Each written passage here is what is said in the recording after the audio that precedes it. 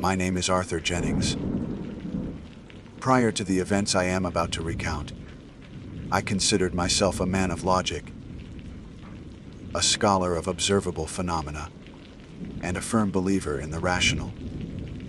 I held a modest professorship in ancient history at a respected, albeit not overly prestigious, university. My life was one of dusty tomes, cataloged artifacts, and the comforting predictability of academic routine. The notion of demons, hell, or any realm beyond the tangible was, to me, the stuff of folklore. Fascinating from a historical perspective, but utterly divorced from reality. I state this plainly so that you, the reader, may understand the profound and terrifying dislocation I experienced when my meticulously ordered world was irrevocably shattered.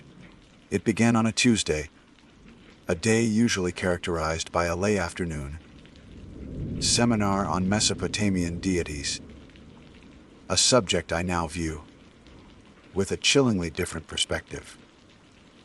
I had been working late in my office, a cramped space overflowing with books and maps, a haven of intellectual pursuit. The campus was quiet, the usual hum of student activity, long since faded into the evening. I recall a peculiar stillness in the air, an oppressive silence that seemed to swallow the usual city, sounds that drifted in from outside my window. A headache had been plaguing me for most of the afternoon, a dull throb behind my temples that I attributed to stress and lack of sleep. As I was packing my briefcase, preparing to leave, the headache intensified with alarming speed.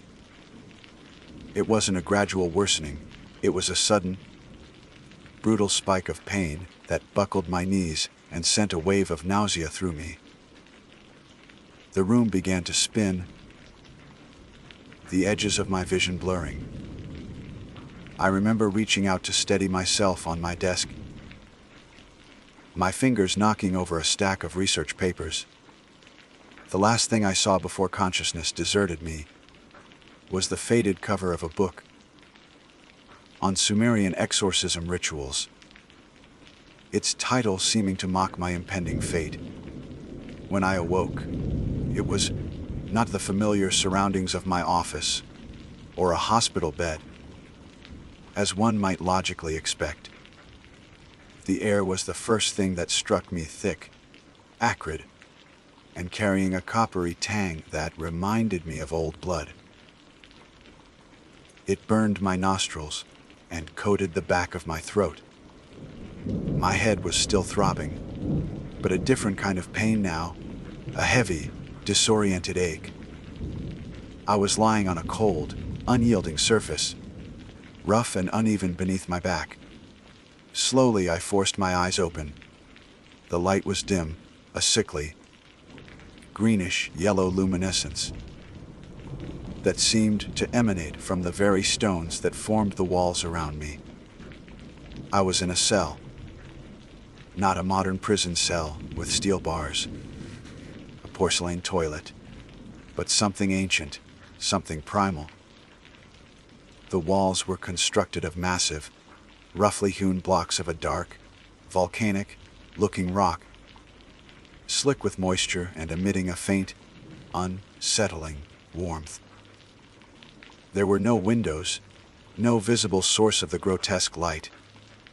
The only break in the oppressive stone was a heavy, iron-banded wooden door, its surface scarred and pitted. Panic, cold and sharp, began to prick at the edges of my composure. I sat up, my body stiff and sore. My clothes, my tweed jacket and corduroy trousers, feeling absurdly out of place in this nightmarish environment. Where was I? How had I gotten here? My mind, usually a well-ordered library of facts and deductions, was a chaotic jumble of fear and disbelief. Hello. I called out, my voice raspy and weak. It was absorbed by the stone, a pathetic sound in the vast, oppressive silence. I tried again, louder this time. "Is anyone there?" A sound answered me then, but it was not human.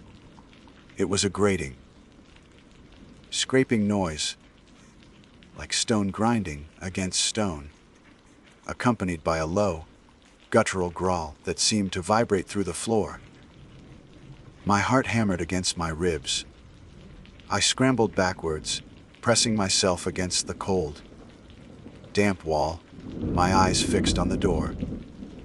The door creaked open, not with the sound of annoyed hinges, but with a sickening, wet-tearing sound, as if sinew and muscle were being rent. Standing in the doorway, silhouetted against a slightly brighter, but equally repulsive, green glow from beyond, was a figure that defied all rational explanation. It was tall, impossibly so, its limbs elongated and distorted. Its skin, where visible, was the color of bruised plums, stretched taut over sharp, angular bones. Horns, thick and black as obsidian, curled back from its brow. And its eyes, I will never forget those eyes, were pits of burning crimson, radiating an ancient, malevolent intelligence.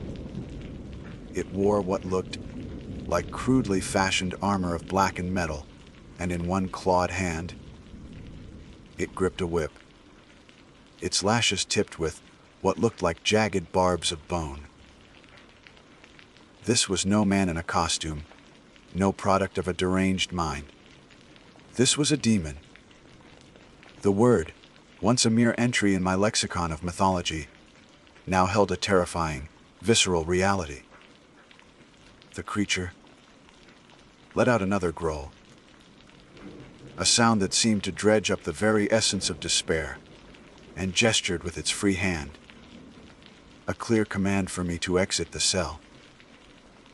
Fear, raw and primal, threatened to paralyze me, but some instinct for self-preservation, however faint, urged me to comply.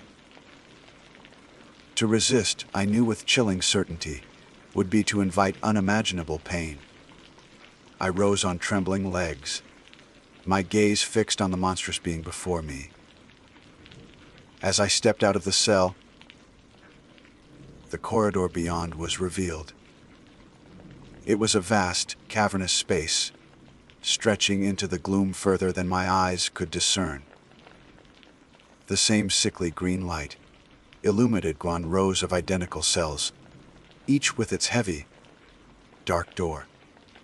The air was even fuller here, thick with the stench of sulfur, decay, and something else, something uniquely terrifying that I couldn't quite place, the smell of absolute hopelessness. Other figures, similar to my escort, but with variations in their grotesque forms, some scaled, some winged, some with multiple eyes or limbs, patrolled the corridor, their clawed feet clicking ominously on the stone floor. They paid me little heed, their attention focused on their grim duties. And then I saw the other prisoners. They were human, or at least they had been. Gaunt, hollow-eyed figures, clad in rags, were being herded along by the demonic guards. Their faces were masks of terror and despair, their bodies often bearing the marks of horrific abuse. Some were weeping openly. Others shuffled along in a state of numb shock. The sight of them, their shared humanity in this infernal place, struck me with a fresh wave of horror. This was not a solitary nightmare. It was a collective one. My demonic guard nudged me forward of the sharp of its whip handle, the bone tip digging painfully into my shoulder. I stumbled, catching myself before I fell, and began to walk, joining the miserable procession. The corridor seemed endless. The only sounds were the shuffling of feet, the occasional sob, the guttural commands of the guards, and the distant, echoing screams that seemed to be a permanent fixture of this hellish soundscape. After what felt like an eternity, we were herded into a vast, circular chamber. The ceiling was so high it was lost in shadow, and the walls were lined with more cells, stacked one atop the other like a monstrous honeycomb. In the center of the chamber was a raised dais, upon which sat a figure even more imposing than the guards. It was massive, its bulk spilling over the edges of a throne, like chair carved from what looked like polished bone. Its skin was the color of congealed blood, and a pair of immense, leathery wings, like those of a bat, were folded behind it. Its face was a terrifying tableau of cruelty, with a wide, fang-filled maw, and eyes that burned with a cold, calculating malice. This, I surmised, was a being of some authority. A hush fell over the assembled prisoners as the seated demon raised a clawed hand. Its voice, when it spoke, was not a guttural growl, but a surprisingly articulate, though deeply resonant and chilling, baritone. The words it spoke were not in any human tongue. I recognized, yet, terrifyingly, I understood them. It was as if the meaning was imprinted directly onto my consciousness. New arrivals. It boomed, its crimson eyes sweeping over us. Welcome to your eternal residence. You have been judged, found wanting, and delivered unto our care. A cruel smirk twisted its lips. Here, you will learn the true meaning of penance. It then proceeded to lay out what it called the rules of subsistence. These were not rules designed for rehabilitation or order in the human sense. They were a set of arbitrary and cruel edicts, seemingly designed to maximize suffering and extinguish hope. Roll 1. The demon declared, its voice echoing in the vast chamber. Obedience is absolute. The slightest infraction will be met with swift and imaginative correction. It gestured with a claw, and from the shadows, another demon dragged forward a wretched soul who was screaming and struggling. With a casual flick of its wrist, the seated demon unleashed a thin whip of what looked like black fire, which lanced out and struck the prisoner. The scream was cut short, replaced by a horrifying, sizzling sound. The prisoner collapsed, smoking and twitching. My stomach churned. This was a place where the laws of physics, of biology, of everything I had ever known, were perverted and twisted to serve an agenda of pure, unadulterated evil. Rule 2. The demon continued, its gaze lingering on the smoldering form on the floor. Sustenance is earned, not given. You will work. The nature of your labor will be varied. Another cruel smile. Failure to meet quotas will result in deductions from your already meager rations.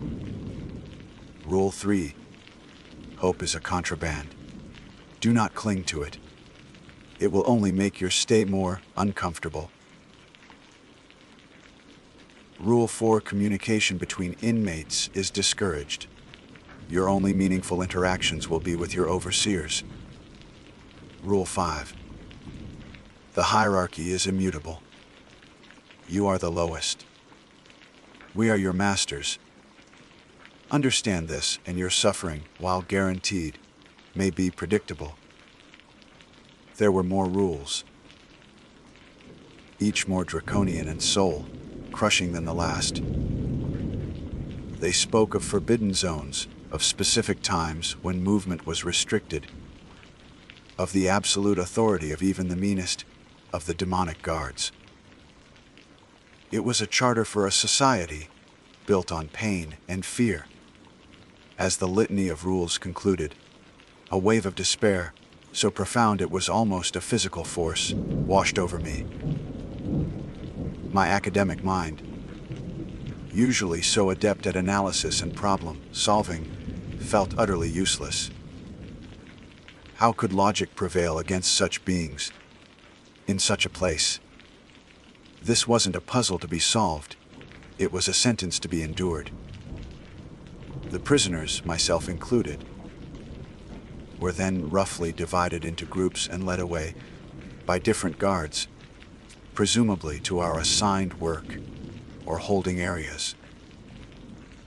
The demon on the throne watched us go, its eyes glinting with a satisfaction that was utterly chilling. My journey into hell had truly begun, and the rules for survival, if survival was even possible, were stark, brutal, and seemingly designed to break not just the body, but the spirit itself. My name is Arthur Jennings, and this is the testimony of how I was taken to a prison run by demons, and the rules I had to learn to even begin Hen the Nightmare I was now a part of. The group I was herded into consisted of perhaps 24 souls, a motley collection of terror-stricken individuals whose previous lives were impossible to guess from their current wretched state. Our demonic escort, a hulking brute with skin like charred leather and a maw filled with needle-sharp teeth, prodded us relentlessly down a labyrinthine series of corridors.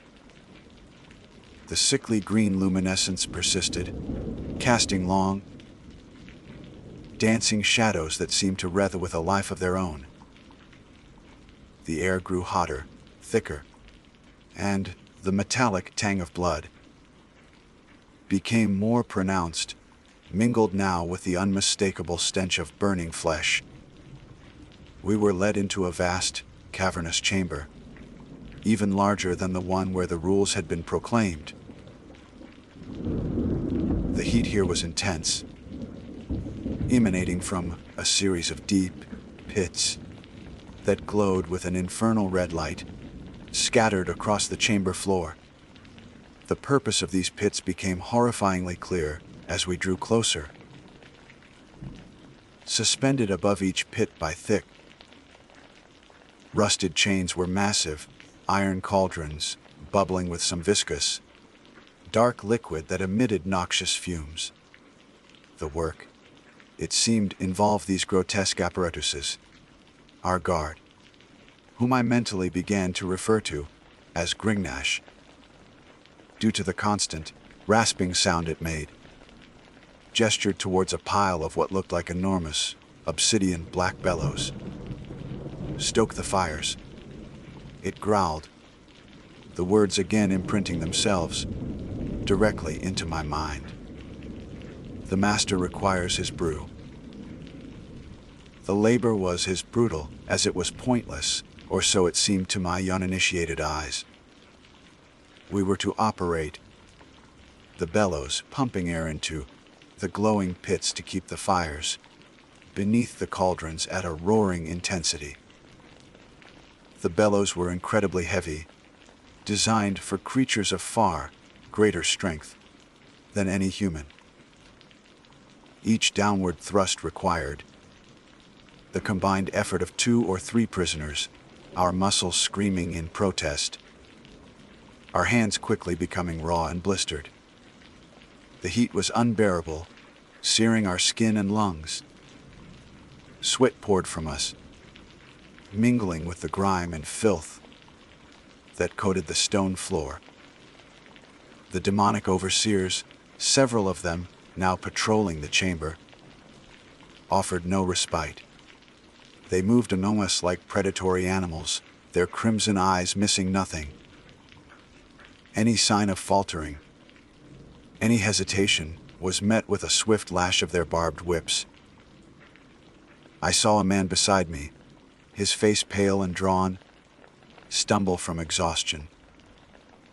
Before he could recover, a whip cracked across his back, tearing through his ragged shirt and drawing a thin line of blood. He cried out, a choked, desperate sound, but scrambled back to the bellows, his eyes wide with terror. Rule 1: obedience is absolute. The demonstration in the orientation chamber had not been an idle threat. The sustenance, when it eventually came, was a mockery of the term. Once what passed for a day, cycle here had ended, though how time was measured in this sunless realm, I could not fathom. We were herded into a smaller alcove. A trough, carved from the same dark stone as the walls, was filled with a gray, lumpy gruel. It smelled faintly of decay and something acrid, like spoiled chemicals. There were no bowls, no utensils. We were forced to scoop it up with our bare, filthy hands, jostling each other like starving animals. The degradation was as potent as the hunger. Rule 2: sustenance is earned. And what we earned was barely enough to keep us functioning for the next cycle of torment. Communication, as decreed by Rule 4, was indeed discouraged and effectively impossible. The guards were ever watchful, and the sheer terror of our situation, combined with the crushing labor, left little energy or inclination for conversation. Yet, in the shared misery, unspoken bonds formed.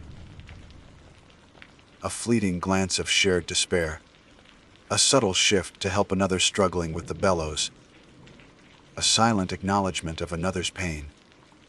These were tiny, almost imperceptible acts of humanity in a realm designed to extinguish it. They were dangerous, these small rebellions of the spirit, but they were all we had. I tried to apply my academic mind to the situation, to find some pattern, some logic in the madness. It was a futile exercise. The demon's cruelty was not systematic in any way I could discern. It was capricious, arbitrary. One moment, a guard might ignore a clear infraction. The next, it would unleash a torrent of violence for no apparent reason. The rules were absolute, yet their application seemed to depend entirely on the whim of the individual demon enforcing them. This inconsistency was, perhaps, an even greater torment than predictable brutality. It kept us perpetually on edge, never knowing what might provoke their wrath. One cycle, while toiling at the bellows, I dared to observe Grignash more closely. Its movements, while brutish, had a certain rhythm. It patrolled a specific area, its gaze lingering on certain prisoners more than others. Was there a hierarchy even among these guards? Did some hold more sway, more power to inflict pain? Rule 5: the hierarchy is immutable. We were the lowest, that much was clear. But understanding their internal dynamics, if any existed, seemed a distant and perilous prospect. The nature of the brew we were heating remained a horrifying mystery. Sometimes other demons, more robed and seemingly of a different caste, would approach the cauldrons and ladle out portions of the bubbling liquid into ornate, obsidian flagons. They would then carry these away, disappearing into shadowed archways that led to unknown parts of the prison. What was its purpose? A potion? A fuel? a perverse form of sustenance for the higher echelons of demonkind. The questions gnawed at me, but answers were a luxury this place did not afford. Days, or cycles, bled into one another, a monotonous blur of agonizing labor, gnawing hunger and ever-present fear. The physical toll was immense. My body, once accustomed to the sedentary life of a scholar, was a canvas of aches, bruises, and open sores. My tweed jacket and corduroys were long since reduced to tattered rags, offering little protection against the harsh environment or the casual cruelty of the guards. But it was the psychological erosion that was most insidious. Rule 3: hope is a contraband, and the demons were experts at its confiscation. Every small spark of defiance I witnessed in others was brutally extinguished. Every fleeting moment of shared humanity felt like a transgression punishable by unimaginable torments. The constant, distant screams that echoed through the prison served as a perpetual reminder of the consequences of any deviation from abject submission. I found myself clinging to the remnants of my former self, to the analytical processes that had once defined me. I began to count. I counted the number of thrusts of the bellows between guard patrols. I counted the number of prisoners in my work group who collapsed each cycle. I counted the cracks in the stone floor of my cell. It was a desperate attempt to impose order on the chaos, to find some small, predictable element in a universe of malevolent caprice. It wasn't hope, not in the traditional sense. It was a lifeline, a way to keep my mind from completely unraveling.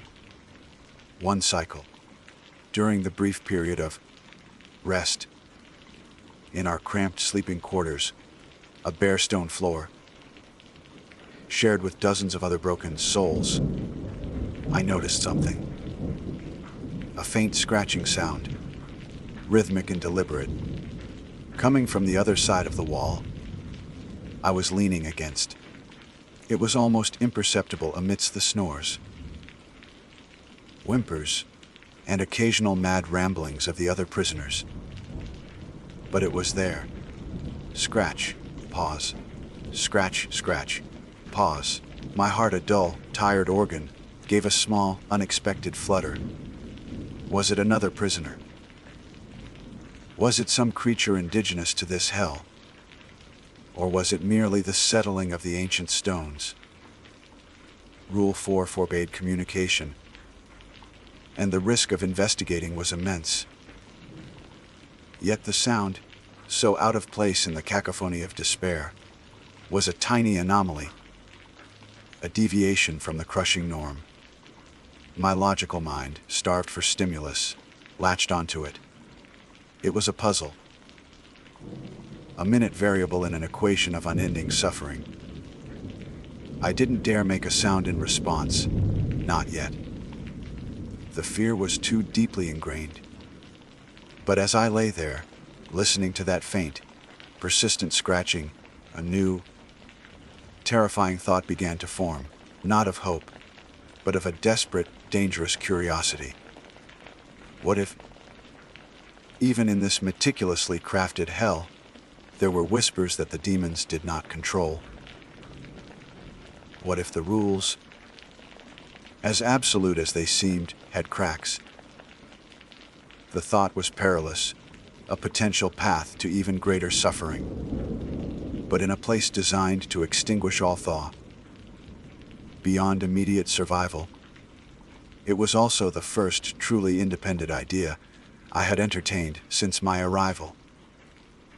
The scratching continued, a tiny, insistent rhythm in the heart of the inferno, and I knew, with a cold dread, that my academic curiosity, the very trait that had defined my former life, might now be the catalyst for my ultimate damnation. Or, perhaps, something else entirely.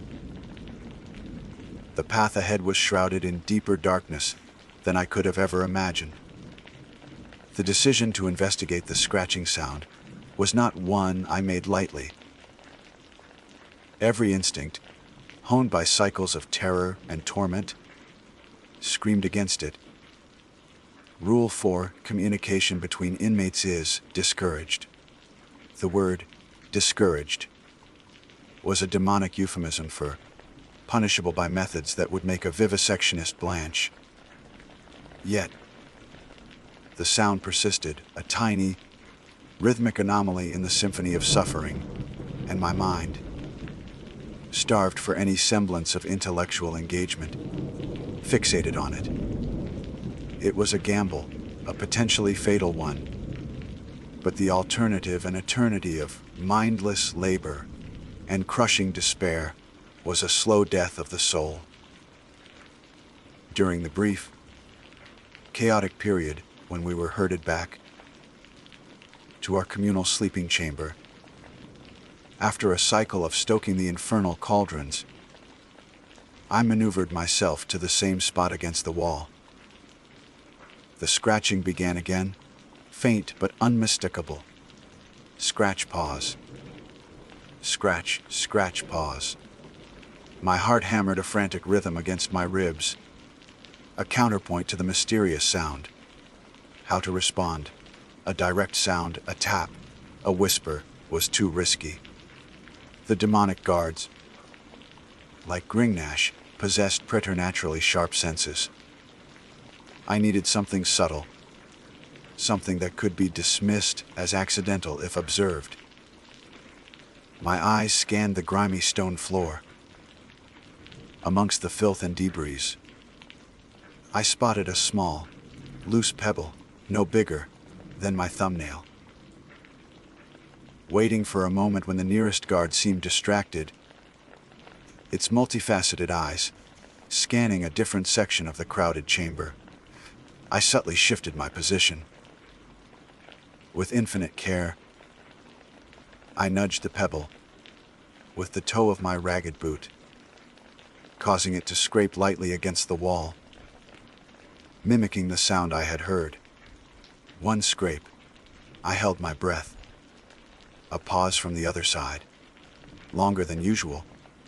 Had I been heard, or had I imagined the whole thing? My sanity finally succumbing to the horrors of this place.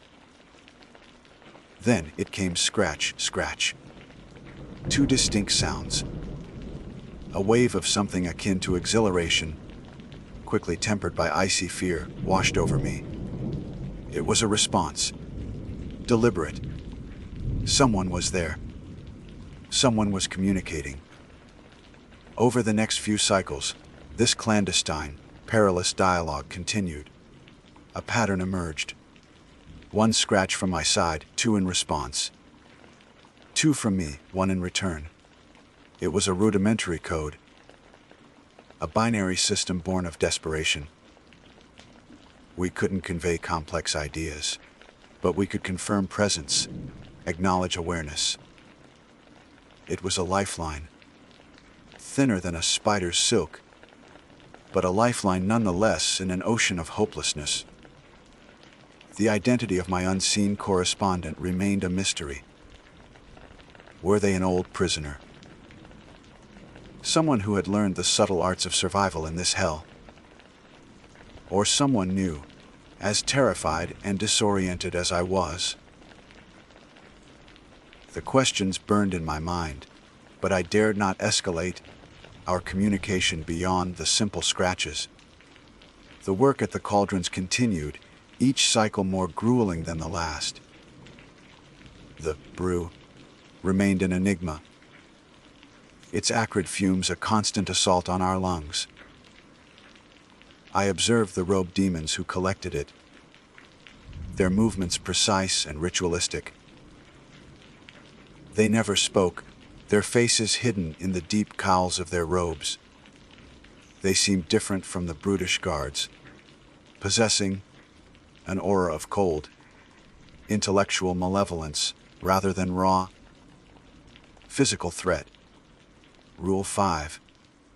The hierarchy is immutable. These robed figures were clearly higher in the demonic pecking order. One cycle, a new horror was introduced. One of the prisoners, a young woman whose name I never knew, collapsed at the bellows, her body racked with convulsions. Instead of the usual whipping, two of the robed demons approached. They carried with them a strange apparatus, a collection of gleaming, metallic instruments that looked disturbingly like surgical tools, but twisted into nightmarish forms. What followed was not a punishment, but an experiment. I will not recount the details, for they are seared into my memory with a clarity that still brings bile to my throat. Suffice it to say, her screams added a new, terrible layer to the prison's soundscape, and the robed demons observed her suffering with a detached, scientific curiosity. It was a chilling reminder that the cruelty here was not always born of rage, but sometimes of cold, calculated intent. The incident solidified my resolve. The scratching on the wall was more than just a curiosity. It was a potential, however slim, to find something, anything, beyond this cycle of torment and observation. The opportunity to learn more came unexpectedly. During one rest period, a fight broke out amongst some prisoners over a scrap of moldy bread someone had managed to hoard. The guards descended with predictable brutality, their whips cracking, their guttural roars filling the chamber. In the ensuing chaos, with the guards' attention diverted, I saw my chance. My correspondent had, in previous conversations, begun a new pattern: 3 scratches, a pause, then 1. I had tentatively interpreted this as a question or an invitation. Now, with the guards occupied, I risked a more direct approach. I pressed my ear to the cold stone, straining to hear anything beyond the immediate din. A whisper, so faint it was almost lost in the cacophony. Careful, they listen. My blood ran cold. The voice was raspy, weak, but undeniably human, and it knew about the guards. Taking an immense risk, I whispered back, my lips almost touching the stone. "Who are you?" A long pause. The sounds of the fight were dying down, the guards dragging away the unfortunate brawlers. Any moment, their attention could return. "A survivor," the voice finally came, "like you. For now." Another pause. "The walls have ears and teeth." Before I could respond, a shadow fell over me. Grignash. Its crimson eyes bored into me. Its lipless maw curled into something that might have been a sneer. My heart leaped into my throat. Had it heard? It merely grunted. However, we soon discovered why. With its whip handle towards the center of the room, where the other prisoners were being forced to kneel, the moment had passed. But the words resonated. The walls have ears and teeth. It wasn't just the guards we had to fear. The very structure of this prison was an enemy. Over the subsequent cycles, our whispered exchanges became slightly more daring, always conducted during moments of distraction, always brief, always terrifying. I learned that my correspondent's name was Alara. She had been in this hell for a period she could no longer accurately measure. Too many cycles to count. She'd whispered. She had seen countless souls broken, consumed, or simply vanish. Elara possessed a wealth of grim knowledge. She knew the patrol patterns of certain guards, the subtle signs that preceded a culling, a term that made my stomach clench. And, most importantly, she knew that the rules, while seemingly absolute, were sometimes bent by the demons themselves for their own inscrutable purposes or due to their own internal rivalries. They are not a monolith. Arthur, she whispered one cycle, her voice barely audible above the distant screams. There are factions, power struggles. The master on the throne is not the only power here. There are older things, deeper things. This was a revelation. My academic mind, accustomed to analyzing power, structures, and historical conflicts, seized upon this. If the demons were not united, could that be exploited? It was a dangerous thought, a spark of something that felt dangerously like the contraband hope. Elara also spoke of the quiet places, hidden, forgotten corners of the prison where the guards rarely patrolled, where one might find a moment's respite, or even, she hinted, something more. But reaching them was a perilous undertaking, requiring knowledge of the prison's ever-shifting layout and a suicidal degree of courage. There are ways out of the common paths, she breathed, her words sending a shiver down my spine. Tunnels, forgotten by most, but they are not safe. Other things dwell there, things even the guards fear. The brew we toiled over, Elara confirmed, was indeed a source of power for the demons, but also a volatile substance. It fuels their magic, their strength, she explained, but it is also unstable. Mishandle it and the results are explosive. This, too, lodged in my mind, a piece of a puzzle I was only beginning to comprehend. Our clandestine communication was not without its near disasters. Once, a lesser demon, a wiry, bat-winged creature, seemed to pause too long near our section of the wall, its head cocked as if listening. Elara and I froze, the silence stretching for an agonizing eternity before it finally moved on. The fear was a constant companion, a cold knot in my gut.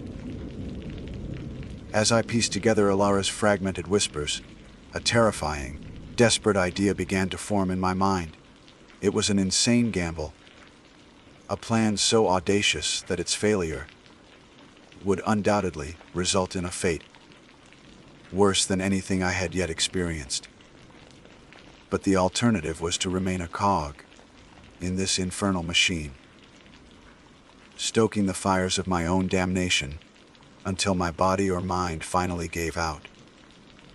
Elara had spoken of a particular robed demon, one she called the alchemist, who was responsible for overseeing the quality of the brew.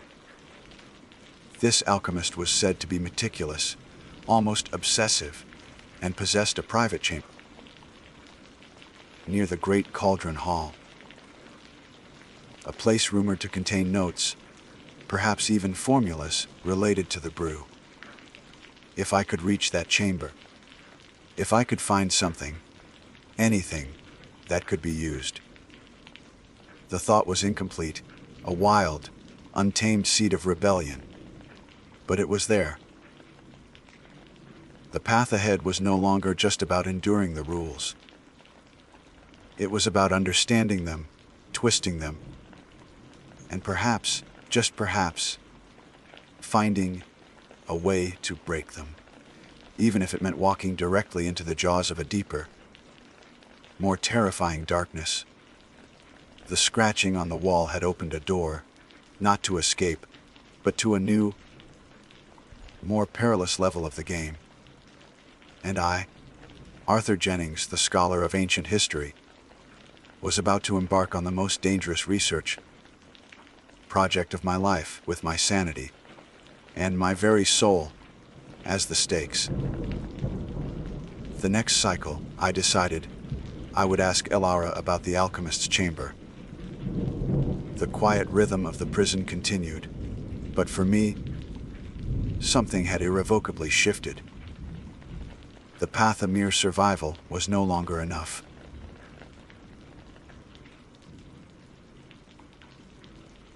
My name is Alex, and if you're reading this, it means I've found a way to get a message out. Or maybe it means I'm already gone. And this is just another ghost story for the internet. Either way, someone needs to know what happened. Someone needs to know about the village. It all started, as these things often do, with an offer that seemed too good to be true. I was 6 months out from my master's in anthropology, staring down the barrel of adjunct professorships that paid less than minimum wage. Or worse, a career outside my field. My dissertation on ritualistic objects in pre-Columbian Mesoamerican cultures hadn't exactly set the academic world on fire, and the grant applications I'd painstakingly crafted were met with a chorus of polite rejections. I was living on instant raiment and dwindling hope. Why? The kind of quiet desperation that makes you vulnerable well to things you'd normally run screaming from. Then the email arrived. It was from something called Viridian Anthropological Foundation. I'd never heard of them. A quick search turned up a bare-bones website, registered only a year prior, with vague mission statements about preserving indigenous cultures and fostering academic research. No staff list, no board of directors, just a generic contact form. Red flag number 1, right? But the subject line read, Grant Opportunity, Ethnographic Study in Remote Sierra Madre Community. The email itself was brief, almost curt.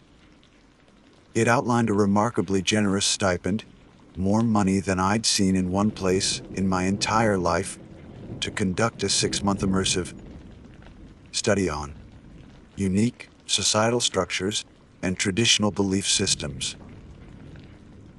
in an unnamed village deep within the Sierra Madre Occidental. The catch: due to the sensitive nature of the community and the immersive requirements of the research, prolonged external communication will be highly restricted. The selected candidate must be prepared for significant periods of isolation. My heart hammered. Isolation? Sure. Vague research parameters. Fine by me. It meant I could shape it. An obscure foundation offering a fortune. My sensible side, the one that hadn't been starved by raiment and rejection, whispered warnings.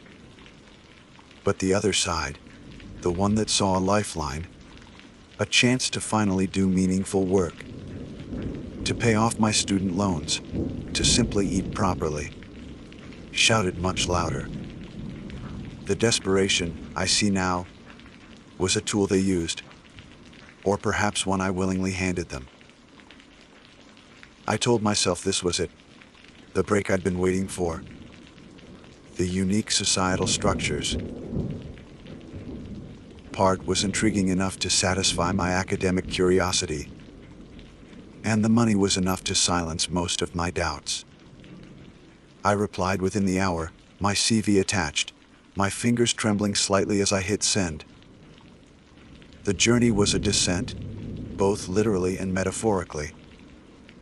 First, a flight to a major Mexican city, then a smaller, rattling plane to a dusty regional airport.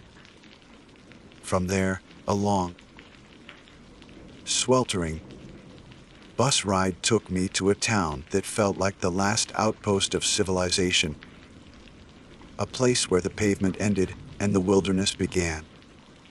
As per the Foundation's cryptic instructions, I was to wait at a specific cantina at noon.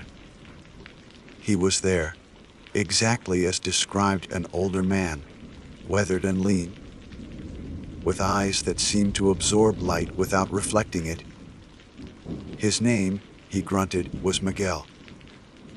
He spoke maybe 10 words of English, and when I tried my rusty collegiate Spanish, he just stared straight ahead, his silence more unnerving than any hostility. He led me to an ancient, battered pickup truck, its original color lost to rust and grime. My single duffel bag, containing everything I'd need for 6 months, was tossed unceremoniously into the bed. Then we drove, for hours. The paved road gave way to dirt. Why? The dirt to a barely discernible track that clawed its way up into the mountains. The air grew thinner, cooler. The vibrant greens of the lower altitudes faded to the muted browns and grays of rock and hardy scrub. Cell service vanished within the first hour. Each mile plunged us deeper into a profound, almost prehistoric silence, broken only by the groan of the truck's engine and the occasional cry of an unseen bird. The landscape was brutally beautiful, stark, and indifferent, towering peaks on all sides that seemed to press in, swallowing the sky. I felt a growing sense of insignificance, of being utterly removed from everything I knew. This was isolation, all right. The kind that settles in your bones. Finally, as the sun began to dip below the jagged horizon, painting the sky in bruised purples and reds, Miguel pointed. El Nido, he said. The nest. It wasn't so much a village as a scattering of small, adobe, and wood structures, clinging to the floor of a deep, shadowed valley. A thin river, looking black in the fading light, snaked along edge. There was no electricity visible, no welcoming lights, just the deepening gloom. As we rumbled closer, I saw a few figures moving in the twilight, shapes more than people, who paused to watch our approach with an unnerving stillness. No one waved. No children ran out to greet us. The silence here was different from the silence of the mountains. It was heavier, watchful. I could feel their eyes on me. And a prickle of unease. The kind you get when you realize you've stumbled into a place where you are not just an outsider, but an intrusion. Miguel pulled up to a small, dilapidated cabin set slightly apart from the other dwellings, near the edge of a sparse, dark wood. It was to be my home. He hauled my bag onto the dirt floor, then turned to me. For the first time, he met my eyes directly, and what I saw there made my stomach clench. It wasn't malice. Not exactly. It was something flatter, older. Resignation, perhaps.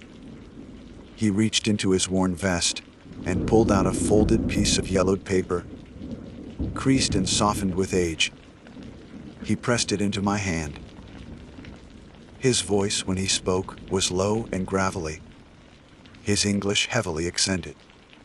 "These are the ways here," he said, his gaze unwavering. "For your safety, for our safety. The rules." I asked, my voice barely a whisper. He nodded slowly. "Follow them. Always."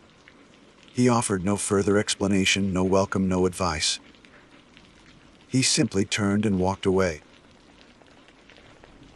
disappearing into the twilight, towards the main cluster of buildings. leaving me alone with the oppressive silence and the piece of paper in my hand. My fingers fumbled with the latch on the cabin door. Inside, it was Spartan on a rough wooden cot, a small table, a single chair, and an unlit hearth. A kerosene lamp sat on the table, along with a box of matches. With trembling hands, I lit the lamp. The flickering orange glow, pushing back the encroaching darkness, but not the chill that had settled deep within me. Then, I unfolded the paper. The writing was in a neat, spidery script, faded but legible. TERULSOFEL Night 01. Never leave your dwelling after the evening bell tolls 3 times. No matter what you hear, the night is not for you. 2. If you see a child with eyes of pure white, do not speak to them. Do not acknowledge their presence. Turn away immediately and walk quickly to the nearest occupied building. Do not look back. 3. Food will be left on your doorstep before sunrise. Eat only this. Do not attempt to cultivate, gather, or hunt your own food within the valley. What grows here is not for you.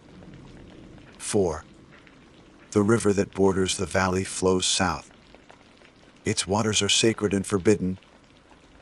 Never drink from it, bathe in it, or attempt to cross it. Its current carries more than water. 5. If you hear music, without a discernible source, a flute, a drum, a voice, humming, cover your ears, tightly any tune, you know, loudly and without pause, until the other sound fades completely. 6. Do not speak of the old ones of the mountain by their true names, should you ever learn them. Refer to them only as those who watch, and only if you must speak of them at all. 7. Once a month, on the night of the new moon, you must remain inside your dwelling from dusk till dawn. Make no sound. Before sunset on that day, mark your doorframe, top and both sides, with a fresh sprig of ruta. It will be provided. I read the list once, then twice. A cold knot formed in my stomach. This wasn't quaint local folklore. The kind of charming superstition I'd come to document. This was something else. Rule 1, about the evening bell, sounded like a curfew. But the addendum, no matter. What you hear sent a shiver down my spine.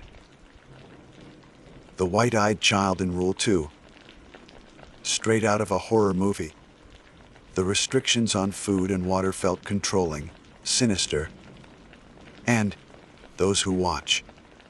The capitalization was ominous. The new moon ritual with ruta, a plant I knew, was often associated with warding off evil. My mind reeled. This had to be some kind of elaborate prank. A test for the new researcher. Or perhaps these were deeply ingrained superstitions, and Miguel, in his own way, was trying to help me avoid offending the locals. That had to be it.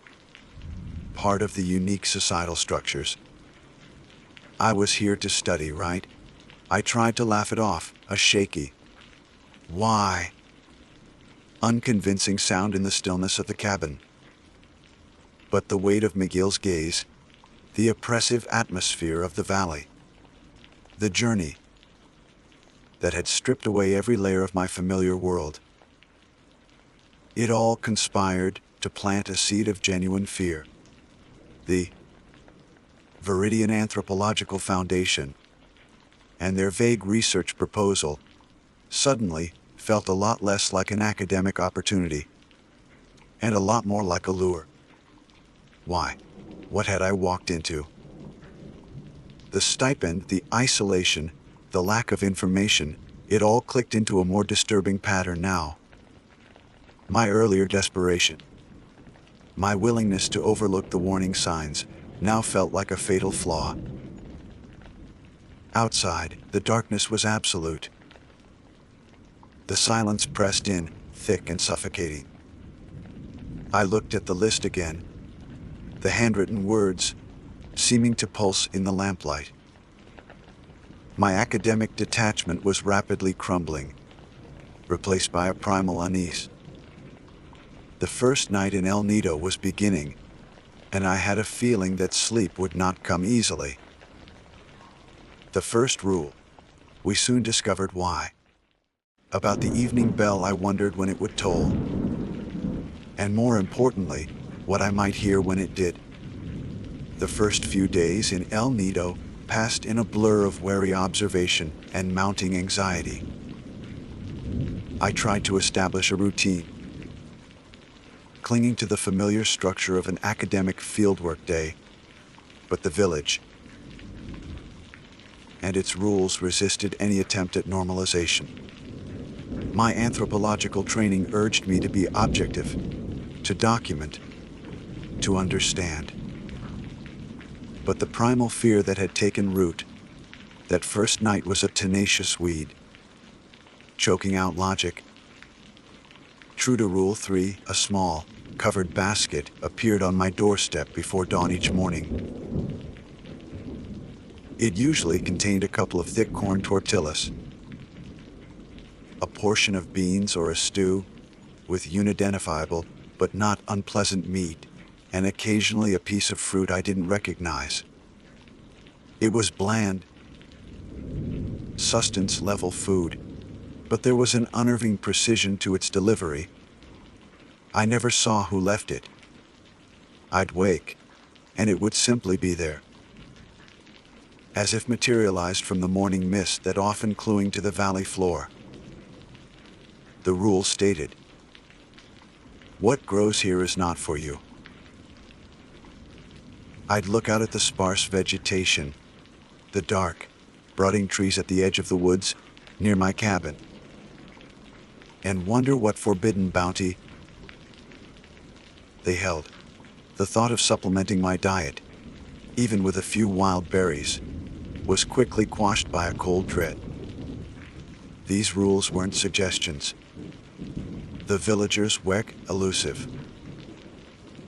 During the day, I'd see them moving about, women tending to small, dusty plots of land just outside their homes. What were they growing, if not for general consumption? Men engaged in tasks I couldn't quite decipher from a distance, their movements economical and purposeful. They were all clad in simple, earth-toned clothes. Children, when I saw them, played quiet, subdued games, their laughter never quite reaching a joyous pitch. They all had dark, watchful eyes. Eyes that would flick towards me, linger for a moment, and then slide away if I tried to meet their gaze. My attempts at friendly greetings, a hesitant, "Buenos Dias," were met with silence, or at best, a curt, almost imperceptible nod before they hurried on. They weren't hostile, not overtly. It was more like I was a dangerous object, something to be acknowledged from a safe distance, and then studiously ignored. The isolation was profound, a living entity that pressed in on me from all sides. The evening bell, Rule 1, was the true test of my resolve. It wasn't a melodic chime from a quaint church tower. It was a deep, resonant clang, like a hammer striking a massive, cracked iron plate. It tolled 3 times as dusk bled into impenetrable night, each strike echoing through the valley, seeming to shake the very foundations of my small cabin. And then the sounds would begin. The first night, it was scratching. A dry, rasping sound, like claws on wood, circling my cabin. I told myself it was an animal, a raccoon, a possum. But the regularity of it, The way it seemed to pause right outside my door, then my window, was deeply unsettling. I lay on my cot, rigid, staring at the ceiling, the kerosene lamp burning low, casting dancing, monstrous shadows. Then came the whispers. Faint, sibilant, just at the edge of hearing. I couldn't make out words, just the idea of voices, cold and ancient. The night is not for you, the rules stated. I squeezed my eyes shut, pulling the thin blanket over my head, a childish defense against an adult terror. Other nights brought different torments. A soft, sorrowful weeping that seemed to come from just beyond my walls. The sound of heavy footsteps, too deliberate for an animal, pacing back and forth. Once, a low, guttural chuckle that made the hairs on my arms stand on end. Each sound was a hook, trying to reel me out into the darkness. My anthropological curiosity warred with a desperate need to survive. What was out there? Part of me, the academic, burned to know. But the part of me that had read the rules, the part that had seen the look in Miguel's eyes, knew that some doors are best left unopened. I stayed inside. Always. Rule 2, the child with pure white eyes, haunted my waking hours. Every time I saw a child in the village, my breath would catch. Their eyes were always dark, normal. But the image was seared into my brain. What would happen if I saw one? The instruction to turn away immediately and not look back implied a danger so profound that even a glance was a transgression. I found myself scanning the periphery, my head on a constant swivel, a paranoid tic I couldn't shake. One afternoon, I saw a small figure dart behind one of the further cabins. Just a flash of movement. Was it a child? Were its eyes? I couldn't be sure. I didn't dare look closer. I just turned and walked, heart hammering, back to my own cabin, the rules screaming in my mind. The river, Rule 4, was a constant, brooding presence. It snaked along the western edge of the valley, its waters dark and sluggish, even under the midday sun. It didn't look refreshing. It looked wrong. The rule said its current carries more than water. I'd stand at a safe distance, watching it, a strange fascination mixed with revulsion. The air near it felt colder, heavier. I never saw any villagers approach it. It was a clear, unspoken boundary. One sweltering afternoon, about 2 weeks into my stay, the music started. Rule 5. I was sitting at my small table, trying to write field notes. Though my observations were mostly about my own fear and the villagers' avoidance of me. It began subtly, a faint, ethereal melody that seemed to drift on the breeze. A flute, high and sweet, but with an underlying discordant note that set my teeth on edge. It grew louder, weaving a complex, captivating tune that seemed to pull at something deep inside me. It was beautiful, etchingly so, but also profoundly alien. My skin prickled. I remembered the rule: cover your ears tightly and hum any tune you know, loudly and without pause, until the other sound fades completely. My hands flew to my ears, pressing hard against my skull. The phantom flute still seemed to seep through. Panic clawed at my throat. What tune? My mind went blank. Then, desperately, I latched onto the first thing that came. Twinkle, Little Star.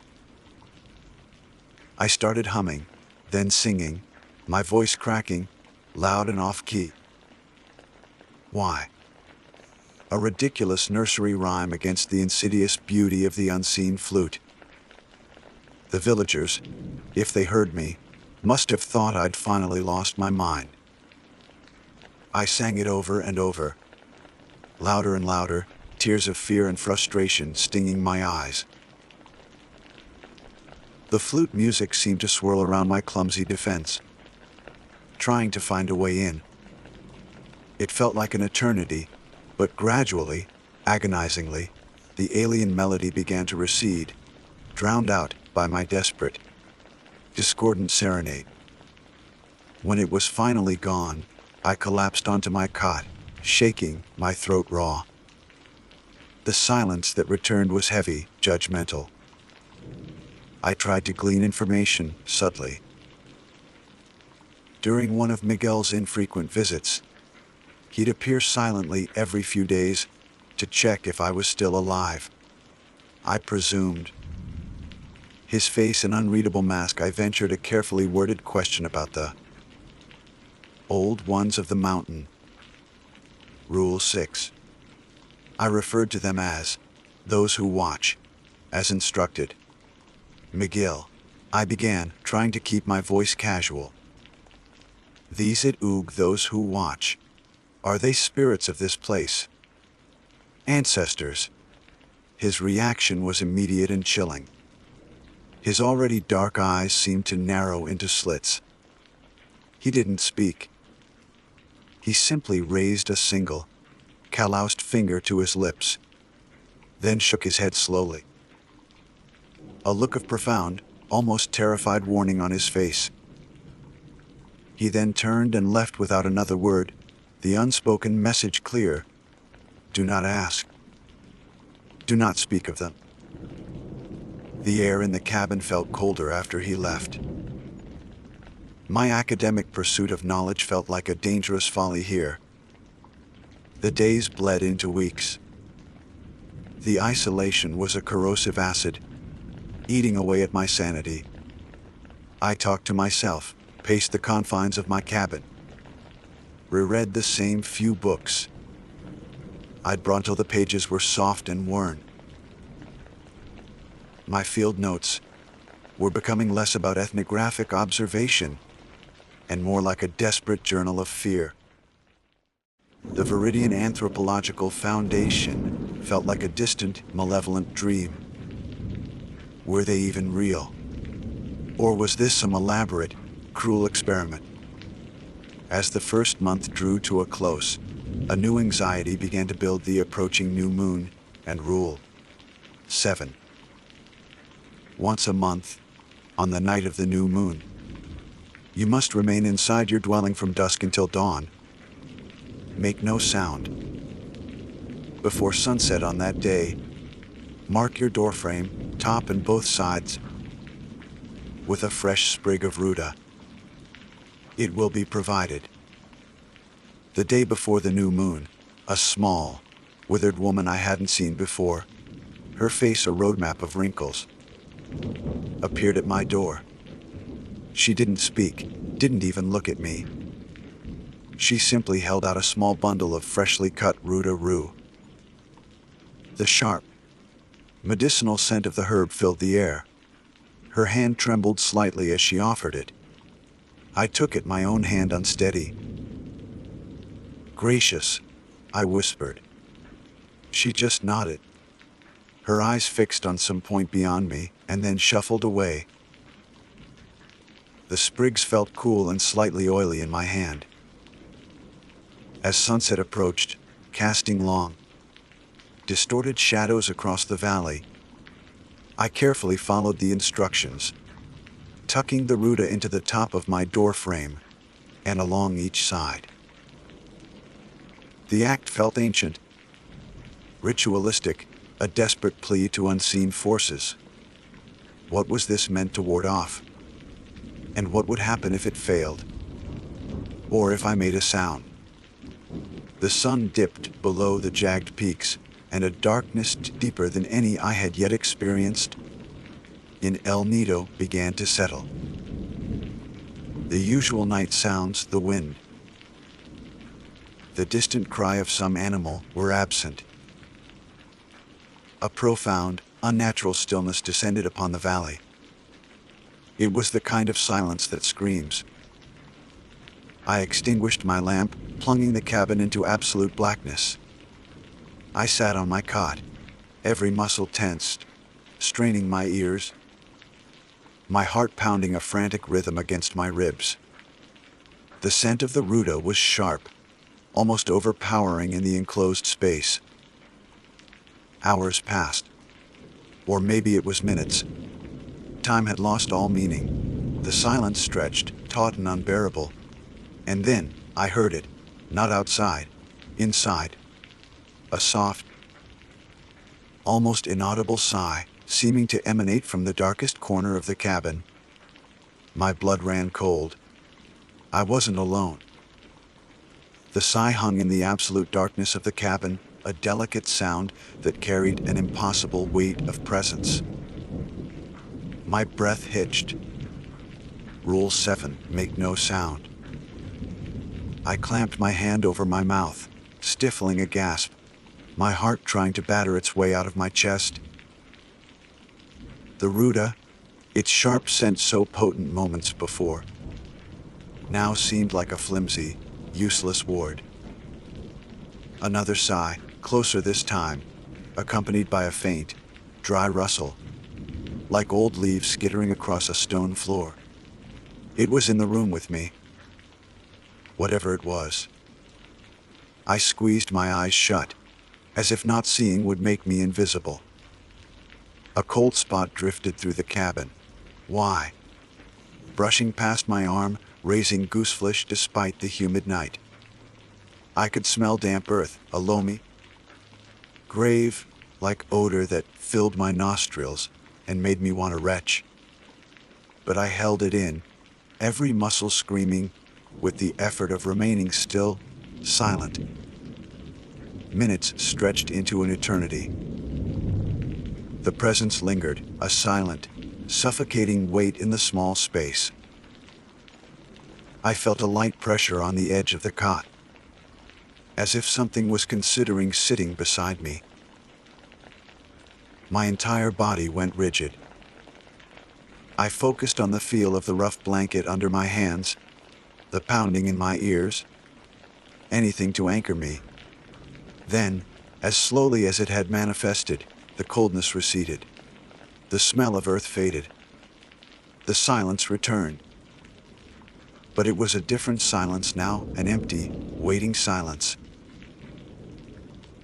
I didn't dare move, didn't dare breathe normally until the first faint hint of gray light seeped through the cracks in the shutters. When dawn finally broke, I was a wreck, trembling and hollow-eyed. The sprigs of ruta in the doorframe were blackened, shriveled as if touched by extreme heat or a corrosive substance. They had done something, but whatever had been in my cabin had not been entirely deterred. The days that followed were marked by a new level of paranoia. The villagers seemed even more distant, their faces tighter, their eyes darting away from me, with a speed that spoke of more than just avoidance. It felt like fear.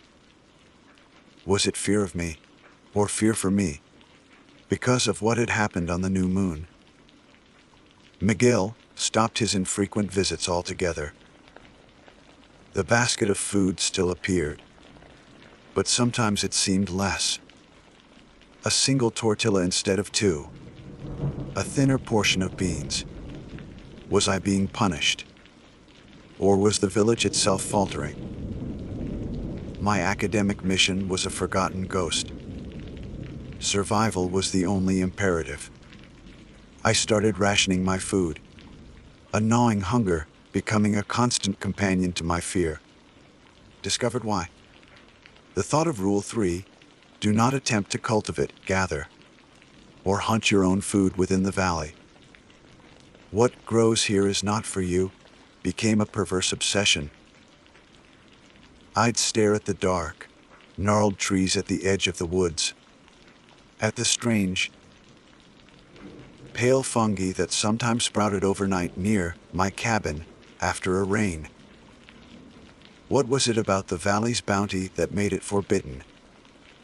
One afternoon, driven by a recklessness born of hunger and despair, I ventured closer to the woods than I ever had before. I saw a patch of unfamiliar berries, plump and a deep, tempting purple, growing on a low bush. My stomach cramped with desire. Just one, I told myself. What could one berry do? I reached out a trembling hand. As my fingers brushed the fruit, a sound made me freeze, a child's giggle, unnervingly close. I spun around, standing not 10 feet away, partially obscured by the trunk of a gnarled tree, was a little girl. She couldn't have been more than 6 or 7, with tangled black hair and wearing a simple, dirt-stained dress, and her eyes. Oh God, her eyes. They were pure milky white. No iris, no pupil. Just opaque orbs that seemed to glow faintly in the dim light of the woods. Rule 2 slammed into my mind with the force of a physical blow. If you see a child with eyes of pure white, do not speak to them. Do not acknowledge their presence. Or turn away immediately and walk quickly to the nearest occupied building.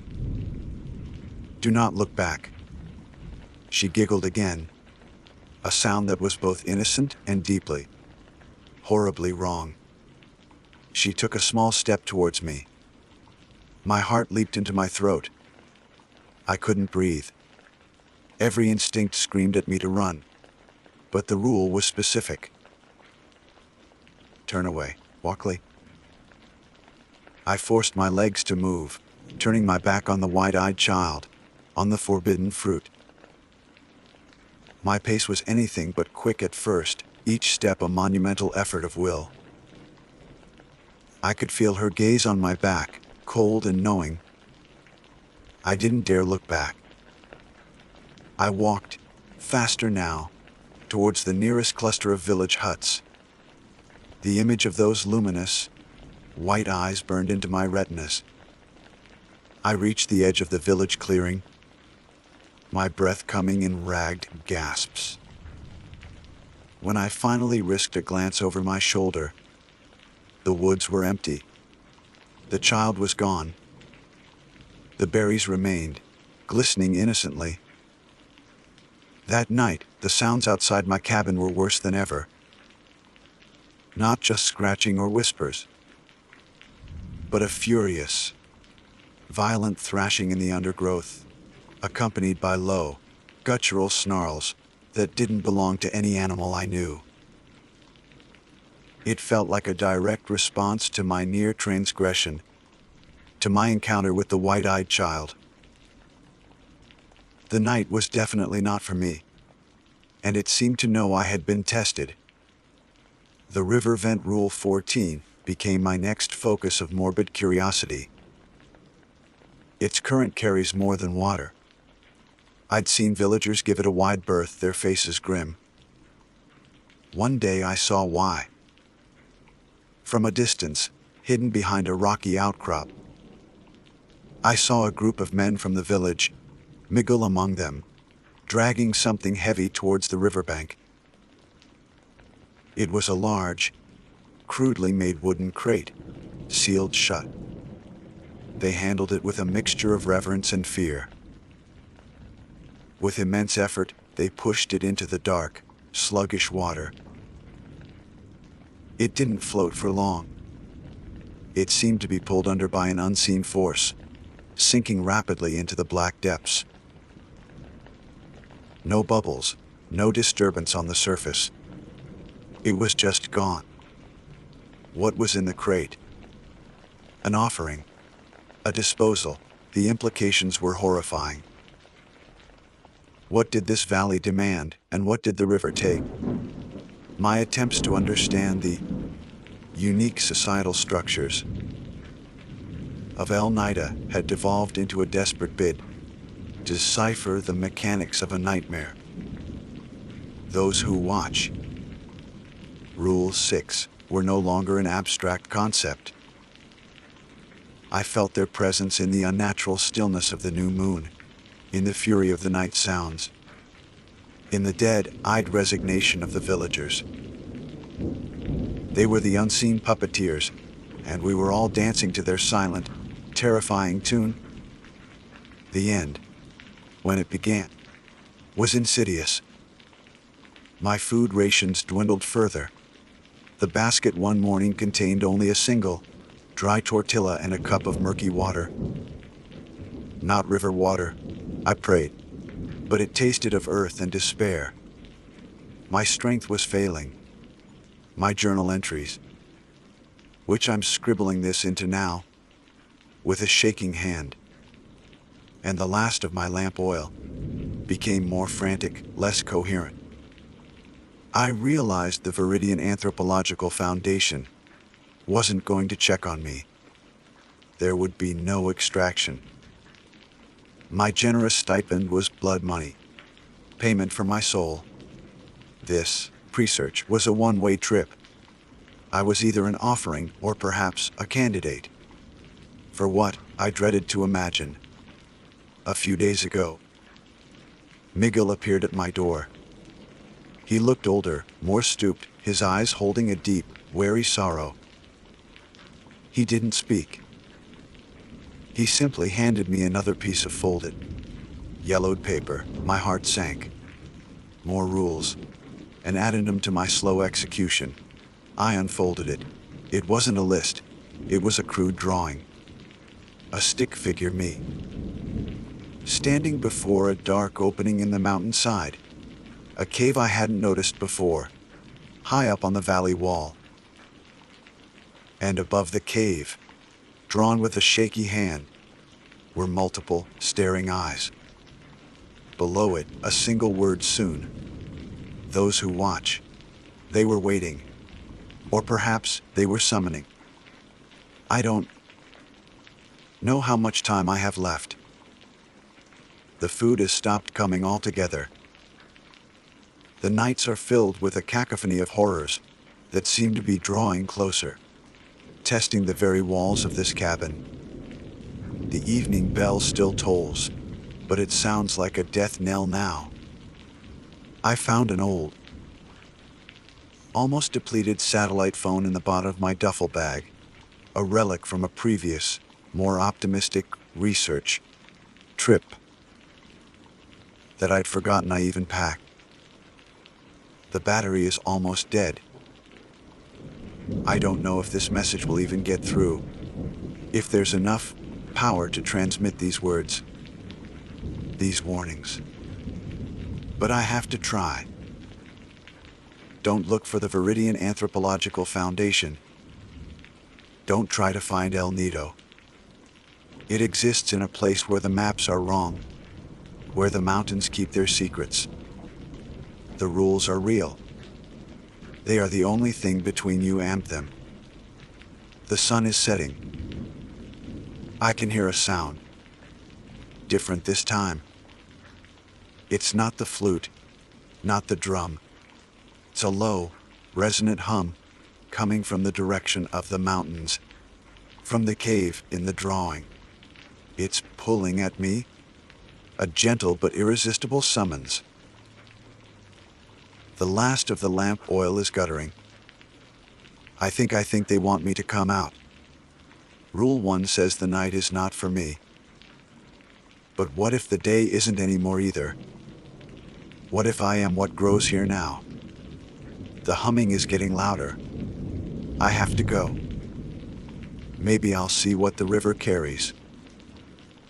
Or maybe I'll finally understand what it means to be watched. If you get this, tell someone. Tell them about El Nido. Tell them not to. My name is Dr. Elias Vance, or at least that was my name. Today,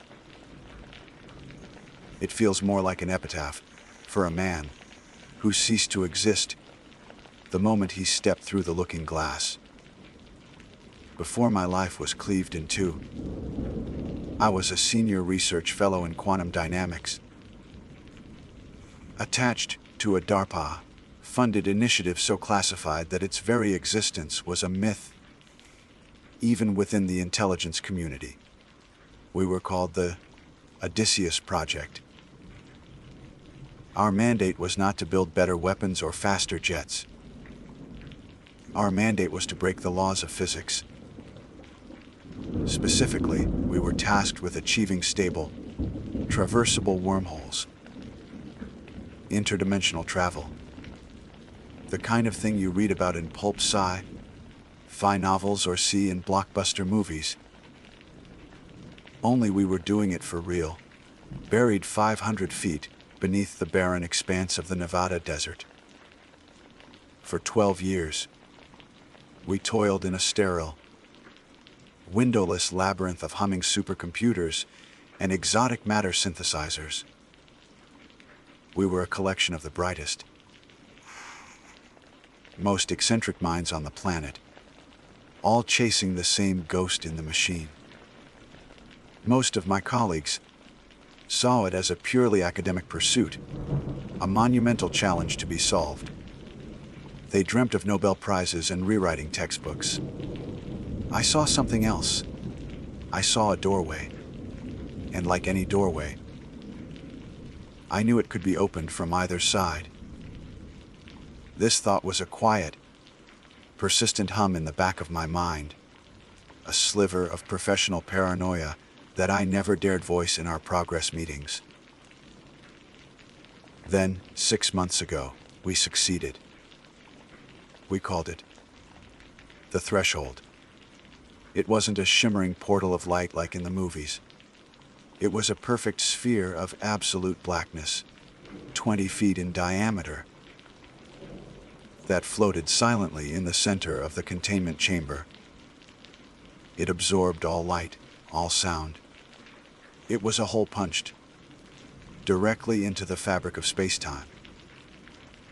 Probes sent through returned telemetry that was both fascinating and deeply unsettling. They showed a world that was, for all intents and purposes, a mirror of our own, but with subtle, inexplicable deviations. Eco-plane, as my superior, Dr. Aris Thorne, called it, a parallel Earth. The initial data was intoxicating. The atmospheric composition was almost identical. Gravity was a fraction of a percent higher. The planet's axial tilt was slightly different, suggesting harsher seasons. But the most significant finding was the complete and total absence of any detectable technological signatures. No radio waves, no satellite chatter, no electrical grid humming in the background. It was a silent world. That's when the Odysseus Project changed. Our academic endeavor was swiftly and quietly absorbed by a new authority. Men in dark suits and military uniforms replaced our lab coats. Our secure facility became a fortress overnight. Dr. Thorne, a man who once debated the philosophical implications of the multiverse with me over lukewarm coffee, now spoke with the clipped, sterile language of mission parameters and operational security. We had built the doorway. Now, they wanted to send soldiers through it. I was selected for the first manned reconnaissance mission, codenamed Operation Looking Glass. My protests were noted and summarily ignored. They didn't want me for my scientific acumen alone. They wanted the man who understood the threshold better than anyone alive. They wanted a human diagnostic tool on site, in case the doorway decided to misbehave. My official designation was Mission Specialist Vance. Unofficially, I was the janitor for reality itself. Our team was small, an alpha squad of 4. There was Captain Eva Rostova, a decorated Special Forces officer with ice in her veins and a gaze that could strip paint. She was our team lead, a woman who moved with an unnerving combination of grace and lethal purpose. Then came Sergeant Deacon Miles, our communications and tech expert, a lanky prodigy who could probably coax a signal from a toaster. And finally, Corporal Liam Chen, our combat medic, quiet and observant, with a reassuring calm that felt almost out of place in this high-strung environment. And then there was me, the physicist in a combat harness, feeling like a fraud among wolves. The week before the mission was a blur of intensive training.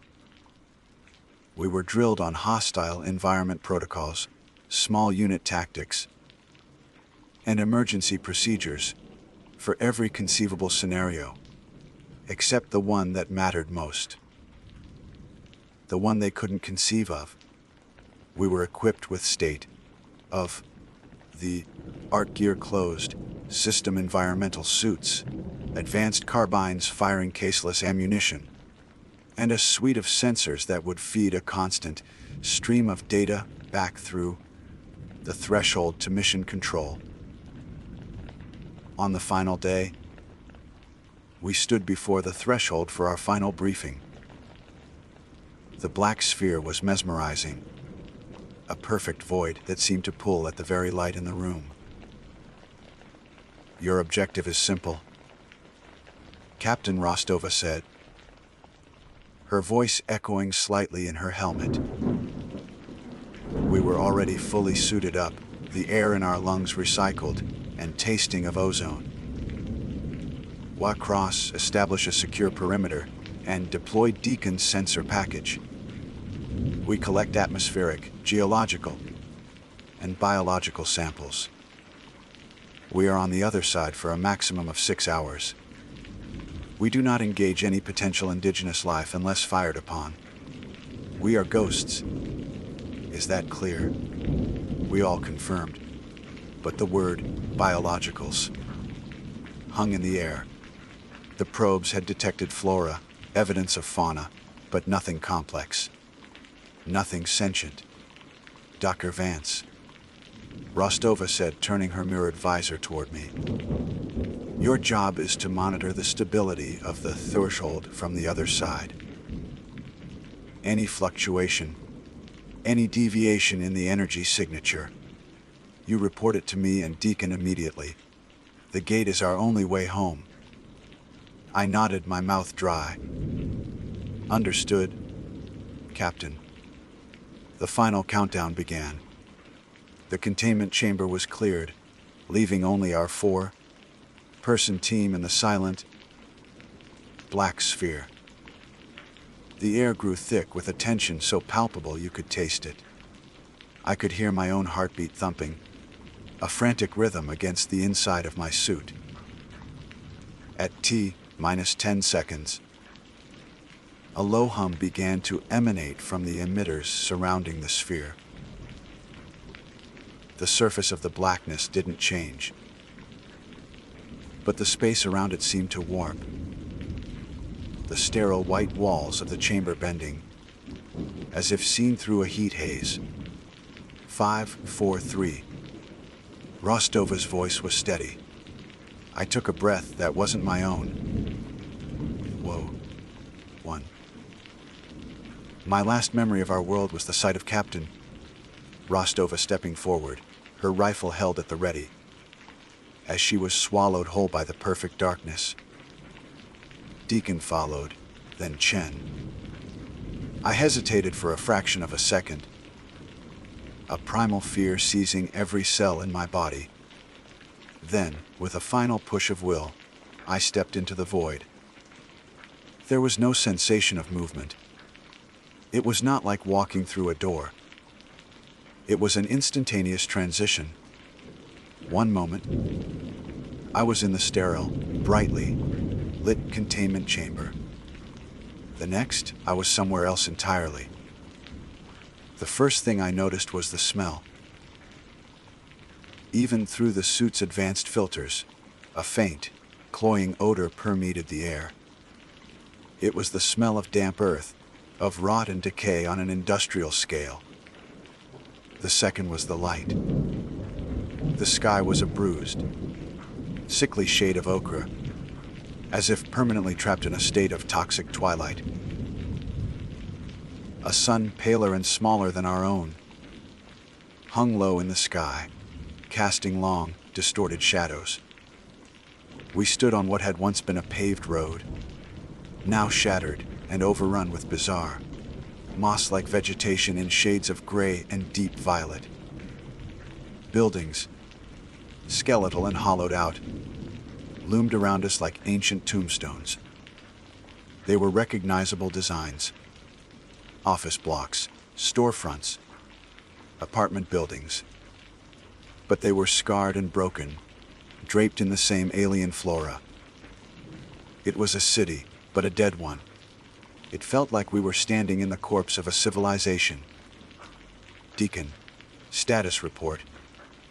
Rostova commanded, her voice cutting through the oppressive silence. Comms are green, Captain. We have a solid link to control.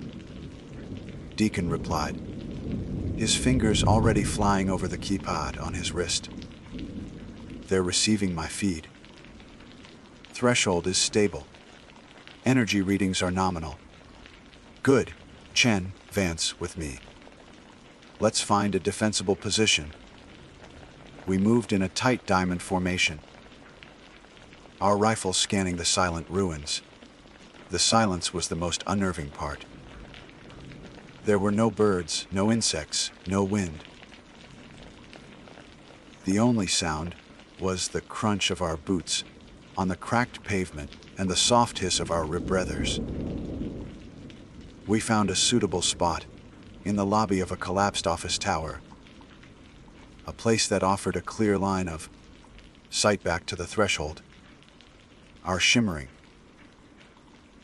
black lifeline floating impossibly in the middle of the dead street.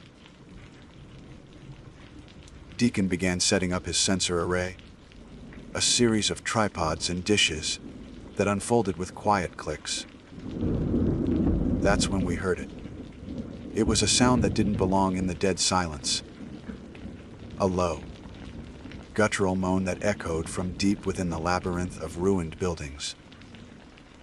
It was a sound of pure, abject misery. We all froze. Our training kicked in. Rostova raised a hand, signaling for silence. We aimed our weapons in the direction of the sound, our hearts pounding in unison.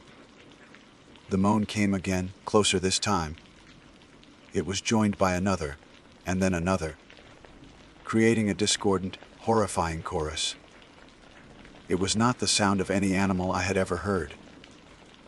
It was the sound of suffering. Then, from the shadows of a crumbling alleyway, a figure emerged. It stumbled into the sickly ochre light, its movements jerky and uncoordinated. It looked human at first glance. It wore the tattered remains of clothing, a torn business suit. But its skin was gray and taut over its bones. Its eyes were milky white and vacant, and its jaw hung slack, emitting that same terrible moaning sound. It wasn't just one.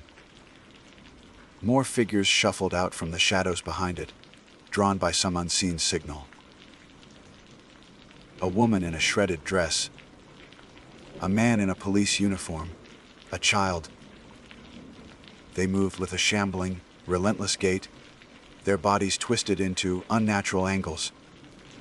They were not walking. They were lurching. And they were all coming towards us. My God, Chen whispered, his voice trembling. What are they? I stared at the approaching horde, my scientific mind struggling to process the impossible sight. The shambling figures, the vacant eyes, the aura of decay. My blood ran cold as a single, horrifying word. A word that belonged to fiction and nightmares, screamed through my mind. "They're not what?" I said, my voice barely a croak as I raised my rifle. "Who?" Captain Rostova didn't need any further explanation. "Contact," she yelled, her voice hardening into steel. "Open fire!"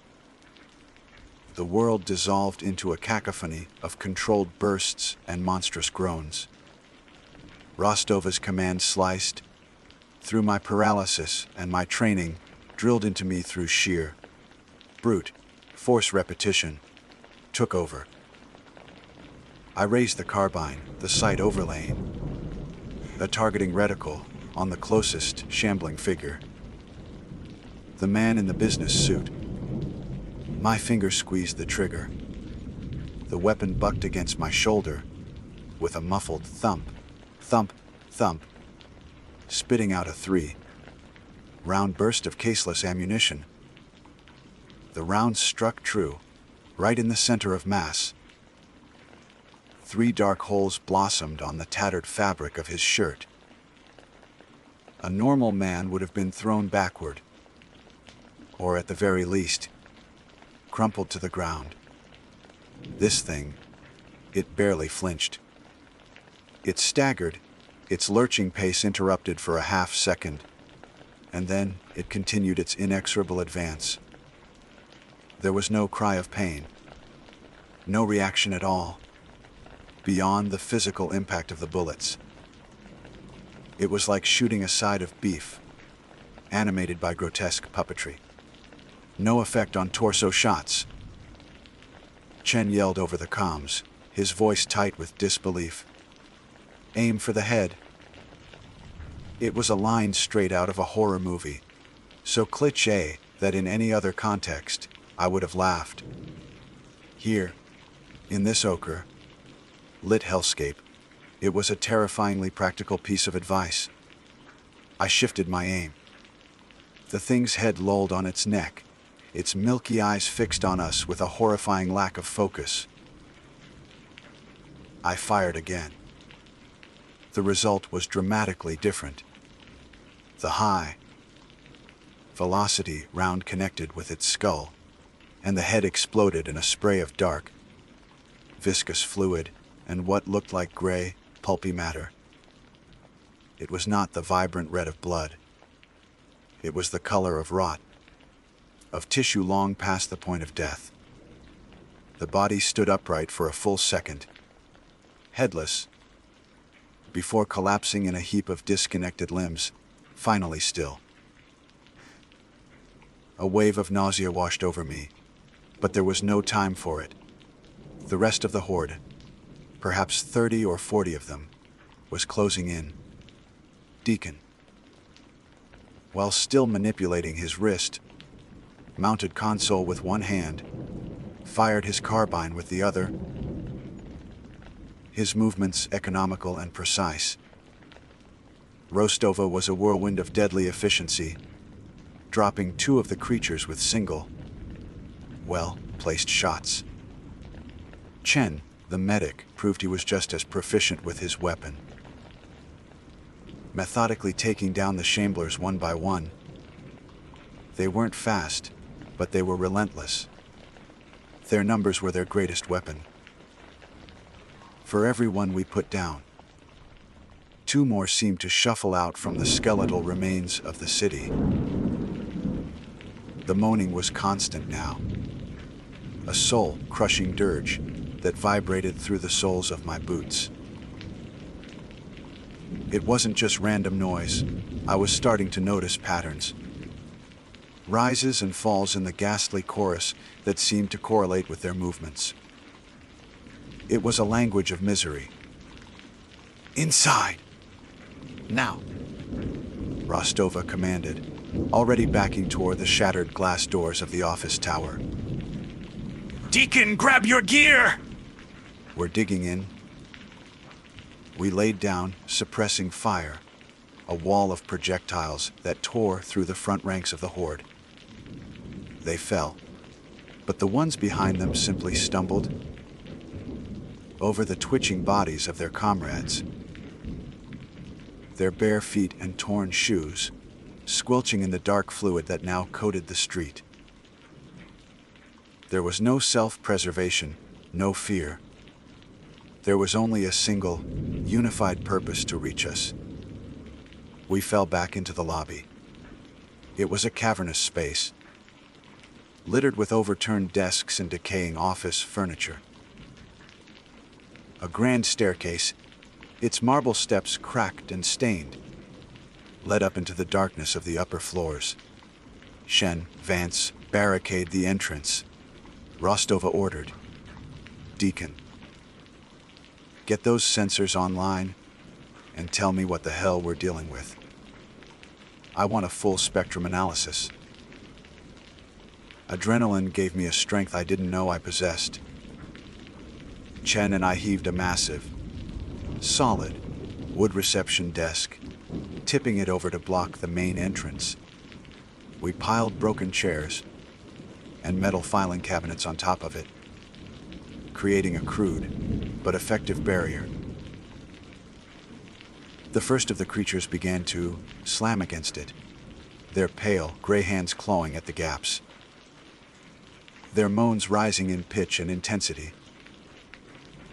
Deacon had his main sensor dish deployed, its surface glowing with a soft blue light. He worked furiously, his face visible through his visor, a mask of intense concentration. Captain, I'm getting strange readings from these things. They have a thermal signature, but it's barely above ambient. Biologically, they don't make sense. Cellular metabolism is practically zero. According to these readings, they should be corpses. Yet they're moving, they're hunting. A virus, a pathogen. Rostova asked, reloading her carbine with a fresh magazine. I stepped over to Deacon's station, my own suit's sensors slave to his feed. The data streaming across the screen was an affront to biology. No virus could animate dead tissue like this. I said, my scientific mind racing to catch up with the impossible reality.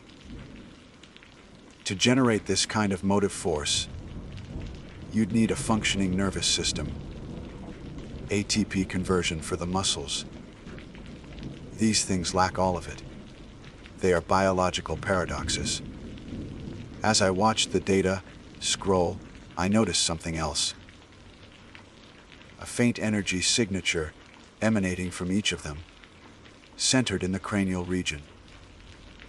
It wasn't electrical in the way a living brain is. It was something else, a frequency I'd never encountered. And more disturbingly, the signals were linked. They weren't individual entities.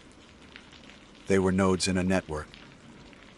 It's a hive mind, I whispered, the realization hitting me like a physical blow. The moaning, it's not just noise. It's how they communicate. It's how they coordinate. Mission Control, this is Alpha Lead, Rostova said into her comm, her voice steady despite the chaos. Be advised, we have made contact with indigenous life forms. They are hostile. We are under siege. The reply from Dr. Thorne was immediate, his voice tinny and distant, filtered through a wormhole connecting two universes. Define hostile, Captain. Our probe data showed no signs of aggression. With all due respect, Doctor, your probes didn't try to walk down their street. Rostova shot back. These things are relentless. They appear to be reanimated humanoids. Necrotic tissue, minimal biological function, but they're animate and highly aggressive. We've sustained no casualties, but we are barricaded and outnumbered. There was a pause. I could imagine the scene in Mission Control, the shock, the frantic cross. talk between the scientists and the military commanders. We had gone looking for a silent, pristine Earth and had stumbled into its graveyard. Then a new voice came over the comm, colder and sharper than thorns. It was General Marcus Slater, the military overseer of the project. "Captain, what is their weakness?" "Head trauma," Rostova replied without hesitation. "A single cranial shot is effective. Body shots have negligible impact." "Understood," Slater said. "Dr. Vance, you're the expert on this alternate reality. What is your assessment?" All eyes, even Deacon's and Chen's, turned to me. I was the mission specialist. I was supposed to have answers. "General, these entities defy our understanding of biology." I began, trying to keep my voice from shaking. "They appear to be a form of networked consciousness inhabiting deceased hosts. The energy signature is unlike anything I've ever seen. It's not a pathogen in the traditional sense. It might be an environmental effect, something inherent to this reality. Can it be transmitted?" Slater's question was a spike of ice. "Well, we don't know," I admitted. "Our suits should provide full containment, but without a sample, it's impossible to say. We don't know if it's airborne, blood-borne, or something else entirely." "Then your objective has been updated, Captain." Slater's voice was grim. "The reconnaissance mission is scrubbed. Your new priority is sample acquisition. We need one of them, intact if possible. We need to know what we're facing." "Sir, our mission was 6 hours," Rostova protested. "We're already compromised. Extracting a live specimen under these conditions is your new order." "Captain," Slater cut her off. "Get us a sample. That is your only priority." Slater out. The line went dead, leaving only the sound of the moaning horde pressing against our barricade. The wood of the reception desk groaned under their combined weight. A pale, gray hand snaked it through a gap, fingers twitching blindly. Chen smashed it with the butt of his rifle, and it withdrew with a wet, crunching sound. We were trapped. Our 6-hour clock was ticking down, and our simple recon mission had just turned into a specimen hunt in the middle of a zombie apocalypse. We looked at each other, the reality of our situation sinking in. We were 4 people, billions of miles and a whole dimension away from home, surrounded by an army of the dead, and our only way out was to go back out there and grab one of them. Suddenly, a new sound cut through the chorus of moans. It was different, sharper, a high-pitched, piercing shriek that echoed from the upper floors of the darkened tower above us. The creatures outside fell silent. The pressure on the barricade ceased. The entire horde, as one, stopped its assault. They slowly turned their heads, their vacant, milky eyes looking up toward the source of the shriek. "What was that?" Deacon asked, his voice a whisper. My blood turned to ice. My theory about the hive mind solidified into terrifying certainty. The shambling things outside were just the drones, the puppets. The shriek we just heard, that was the puppeteer. "Captain," I said, my voice barely audible, as I pointed my rifle towards the black maw of the grand staircase. "I don't think we're alone in this building." The silence that fell upon the ruined city was more terrifying than the cacophony it replaced. For a moment that stretched into an eternity, the four of us stood frozen in the dusty lobby, our collective breaths held captive in our lungs. The relentless assault on our makeshift barricade had ceased as if a switch had been flipped. Outside, the horde of shambling horrors stood motionless, their milky eyes all turned upward in an unnatural, synchronized gaze. They were listening. They were waiting. Report. Rostova's voice was a blade that cut through the thick tension. She hadn't moved, her rifle still aimed at the dark maw of the grand staircase. The horde has stopped, Captain. Deacon stammered, his eyes glued to the sensor feed on his wrist. All of them. They're completely static. The ambient moaning has ceased. But the energy, signature I was tracking in their craniums, it just spiked and coalesced. It's no longer a distributed network. It's a single, powerful point source.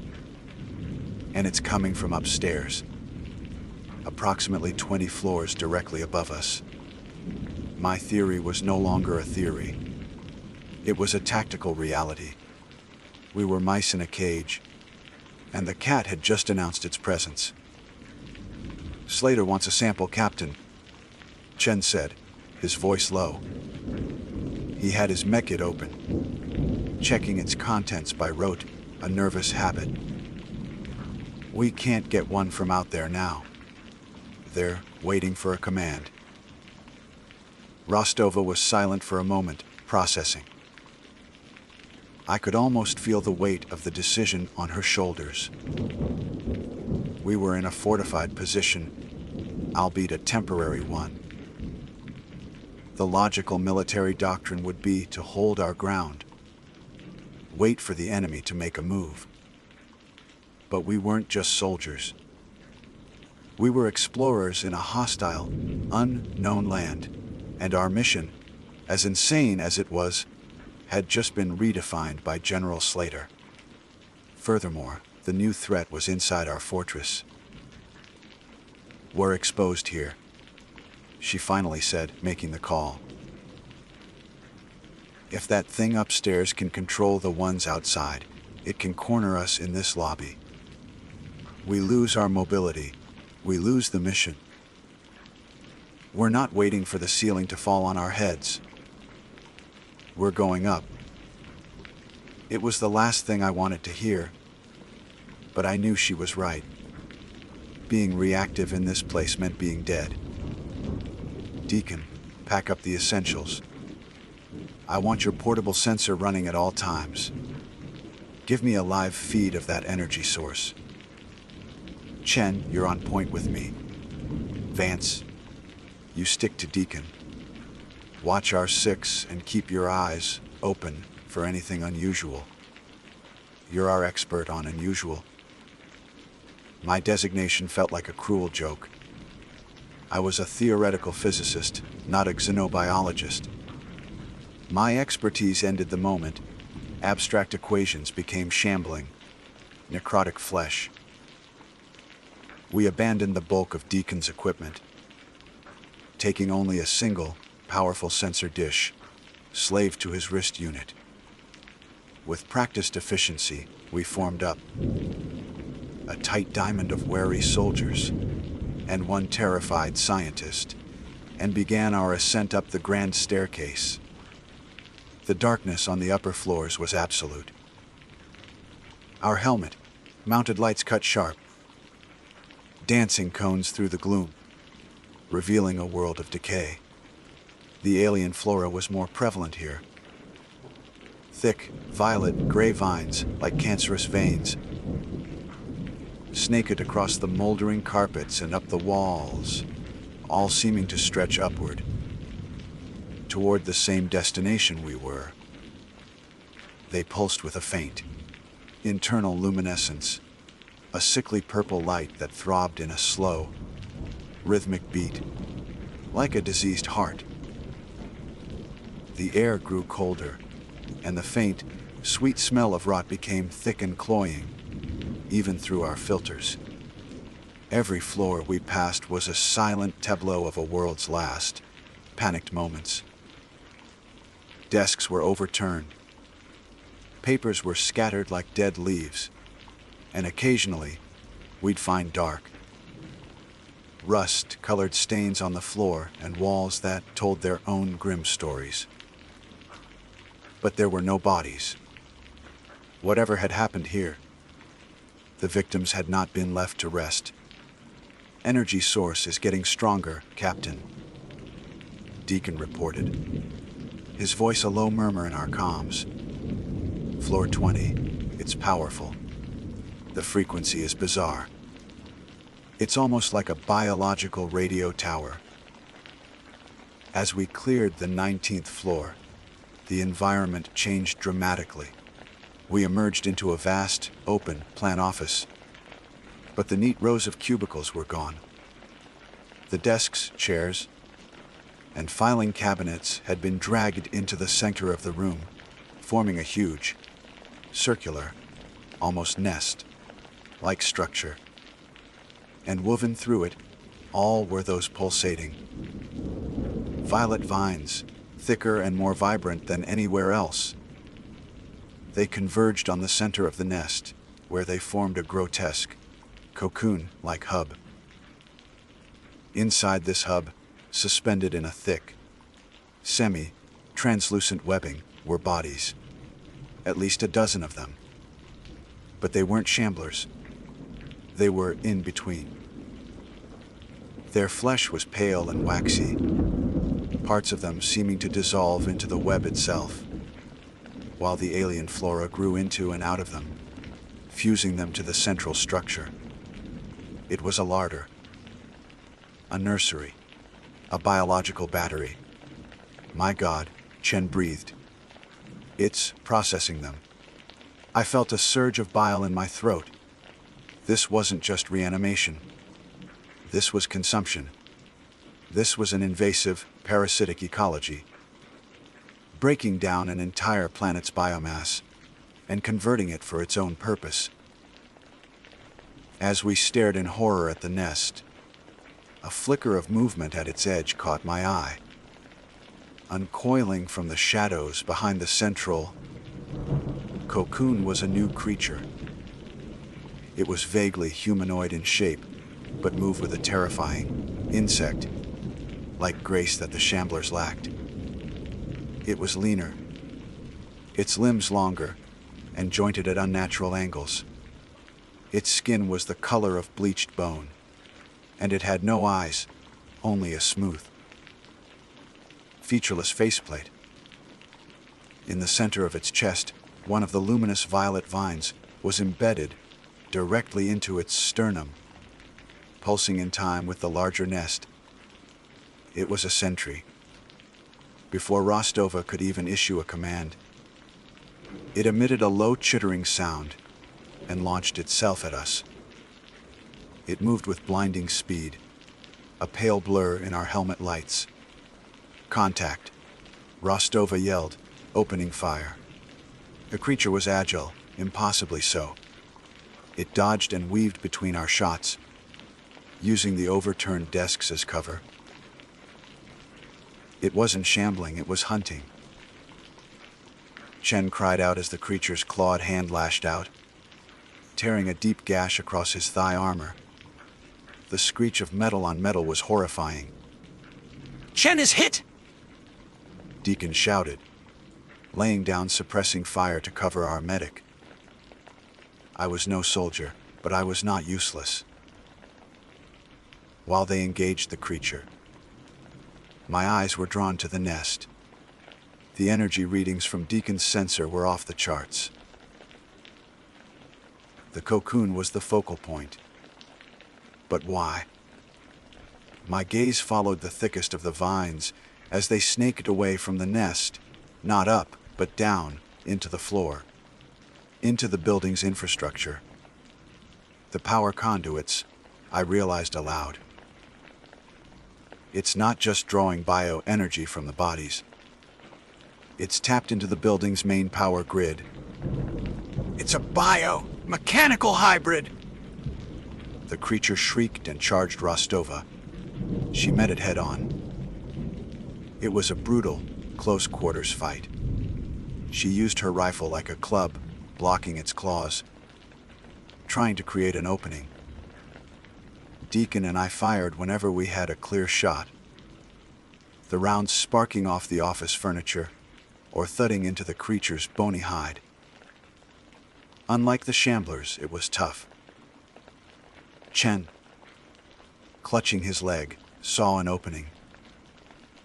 As the creature grappled with Rostova, he leveled his sidearm and fired a single, precise shot. The round struck the glowing vine in the creature's chest. For a moment, there was silence. Then the creature convulsed violently. The light in its chest, vine flickered and died. It went rigid before crashing to the floor, inert. "Chen, report." Rostova gasped, pushing herself away from the dead thing. "Superficial damage to the suit," Chen said, his voice strained. "But it broke the seal. I'm getting a contamination warning." My blood ran cold. On Chen's wrist display, a red icon was flashing ominously. For IGBO Lod Shai Shell. Agent. Detikak Sharak Akshal Iengikoch.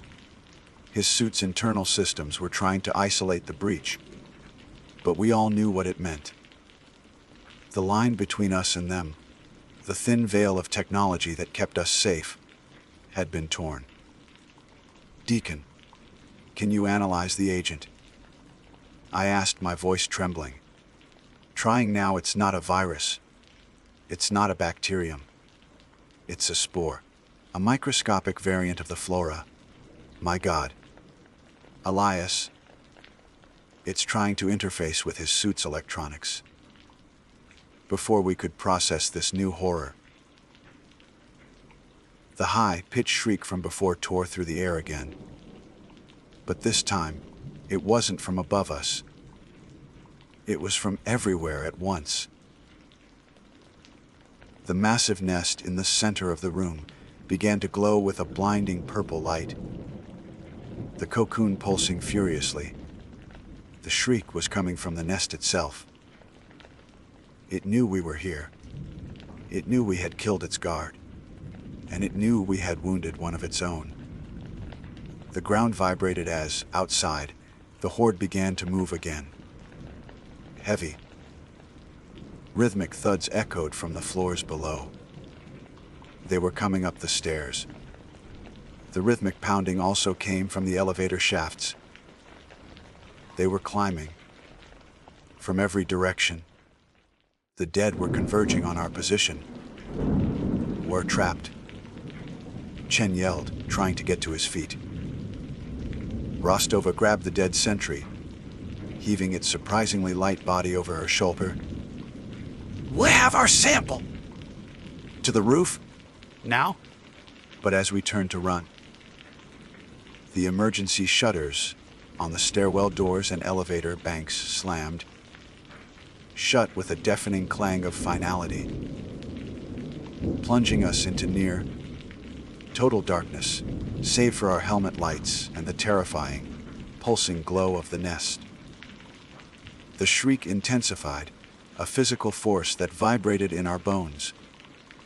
And in my mind, for the first time, I heard something else beneath the shriek. Faint, ethereal, but unmistakable. A word. Hunger. The word hunger was not just a sound in my mind. It was a physical sensation. It was a hollow, gnawing void that resonated in my own stomach. A phantom starvation that echoed the will of the colossal intelligence trapped in the nest. The emergency shutters had sealed our tome, and the only light came from our helmet lamps, painting frantic circles in the gloom, and the sickening, rhythmic pulse of the purple cocoon. The metallic thudding from below, and from within the walls grew louder, a percussive beat to the psychic scream of the hive mind. Talk to me, Deacon. Rostova's voice was strained, but it still held a core of command. She had dropped the sentry's corpse and now stood back, to back with him, her rifle scanning the darkness. Is there any way to override those shutters? Negative, Captain. Deacon yelled over the din, his fingers flying across his wrist console. They're on a closed, hardwired circuit. The control system it's being manipulated. The nest is using the building's own systems against us. It's not just a parasite. It's a goddamn ghost in the machine. My gaze snapped to Chen. He was on one knee, his hand clamped over the gash on his thigh. His breathing was ragged over the comms. Shunned status. Rostova barked. Soot's fighting me, he grunted. My hoodie it's glitching. I'm seeing symbols, things that aren't there. The quarantine system is failing.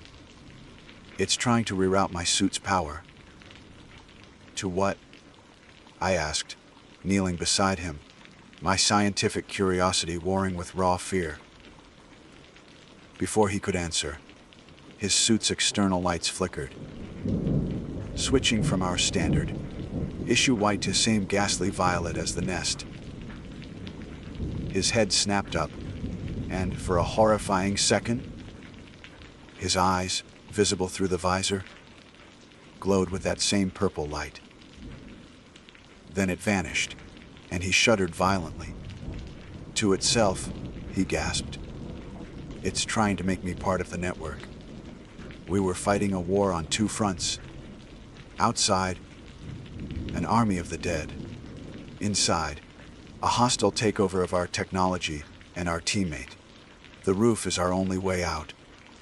Rostova declared, her mind already moving past the problem to the solution. We'll go up. Vance. Deacon, find me a weak point in the ceiling.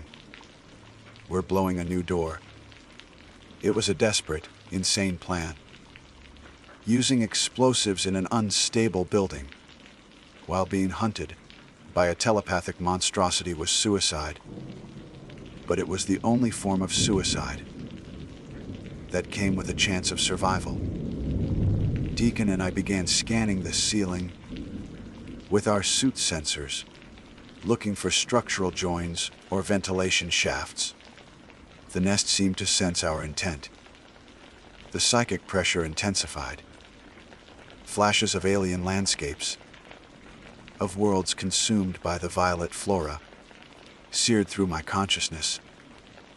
It was showing us its conquests, its boundless, eternal hunger. And the nest itself began to change. The thick, pulsating vines that snaked across the floor began to move, writhing like serpents. They slithered towards us, not with speed, but with a slow, deliberate purpose. The bodies in the central cocoon started to twitch and spasm, their waxy, skin stretching, as if something inside were about to hatch. They're waking up, Deacon shouted, kicking away a vine that had wrapped around his ankle. Captain, we're out of time. I've got it, I yelled, pointing my light at a spot near the wall. It's a maintenance crawl space. The ceiling is thinnest there. A shaped charge should cut right through it. Do it, Rostova ordered. She and Deacon laid down, suppressing fire, their rifles tearing apart the advancing vines, which sprayed a foul, smelling ichor that sizzled on the floor. I worked faster than I ever had, my hands trembling as I pulled a small, high-yield breaching charge from my pack. I calibrated the explosive yield, a task I'd only ever performed in simulations. Too little, and we wouldn't break through. Too much, and we'd bring the whole ceiling down on top of us. As I molded the charge into place, I felt a new presence in my mind. It was different from the raw hunger of the nest. It was Chen. "Elias, it hurts. Make it stop." I looked over. His body was convulsing. The violet light in his suit was no longer flickering. It was a steady, brilliant glow. He was losing the fight. "Shen, hang on." Rostovelt, her voice filled with a rare, raw emotion. "Just a little longer." Soldier. The charge was set. Clear. "Fire in the hole." I screamed, diving for cover behind a massive, overturned server rack. The explosion was a deafening roar that momentarily overwhelmed the hive mind's shriek. Concrete and metal rained down, and a cloud of choking dust filled the air. When it cleared, we saw a jagged hole in the ceiling, leading up into the darkness of the 21st floor. It was our escape. "Go! Go!" Rostova commanded, pushing Deacon toward the opening. Get the sample? "I'll cover you." Deacon, dragging the sentry's body, scrambled onto a desk and heaved himself up through the hole. I was right behind him. I turned back to help Rostova. She was providing covering fire, holding back a new threat that had emerged from the nest. One of the cocooned bodies had broken free. It was more developed than the sentry, its body encased in a chitinous bone, white armor, its head crowned with glowing purple tendrils. Captain, let's go! I screamed. She fired one last burst, staggering the new creature, and turned to climb. But then, a new sound cut through the chaos. The click of a rifle's safety being switched off. We both turned. Chen was standing now. His posture was rigid, unnatural. His helmet lights were a solid, blazing purple. He raised his carbine, not at the monster emerging from the nest, but at Captain Rostova. "Shen, no." She cried out, but it was too late. The hive mind had its puppet. It had turned our own weapon, our own soldier, against us. Through Chen's helmet speakers, a voice spoke. It was a chorus of 1,000 moaning, deadened, one screaming hive mind, all layered over Chen's own voice, twisted into a horrifying harmony. "You will feed the hunger." He fired. The round struck Rostova square in the chest.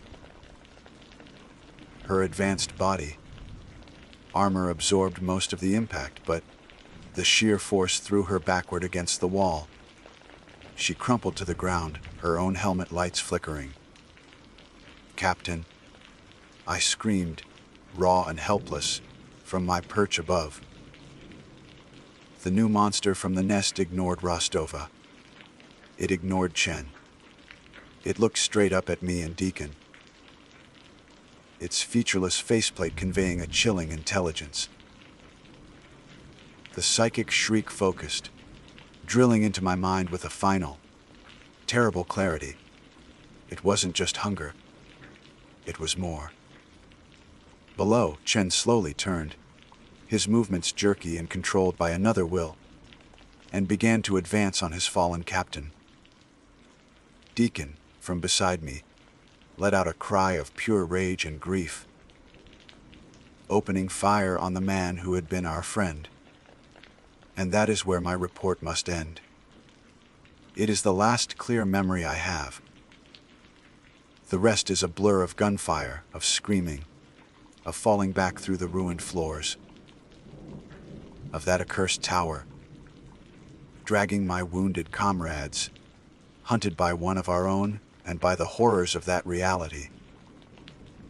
I do not know if Deacon survived. I do not know what became of Captain Rostova. I only know that I failed. I am Dr. Elias Vance. mission specialist of Operation Looking Glass. I am the sole survivor. I have returned through the threshold, but I have not come back alone. The quarantine protocols have failed. The spore that infected Chen, a sample of it was on Rostova's suit when I dragged her back through. The alarms are blaring now, here in the safety of our underground bunker. The lights are flickering between sterile white and a familiar, horrifying shade of violet. I can hear moaning from down the hall, not from the other side of the gate, but from inside our own facility. The men in suits, the soldiers, they are screaming. I have sealed myself in the control room. The threshold is still open behind me, a perfect sphere of blackness. A doorway. I told them doorways open from both sides. They didn't listen. The hunger has crossed over. Zombies are real, and I was the one who held the door open for them.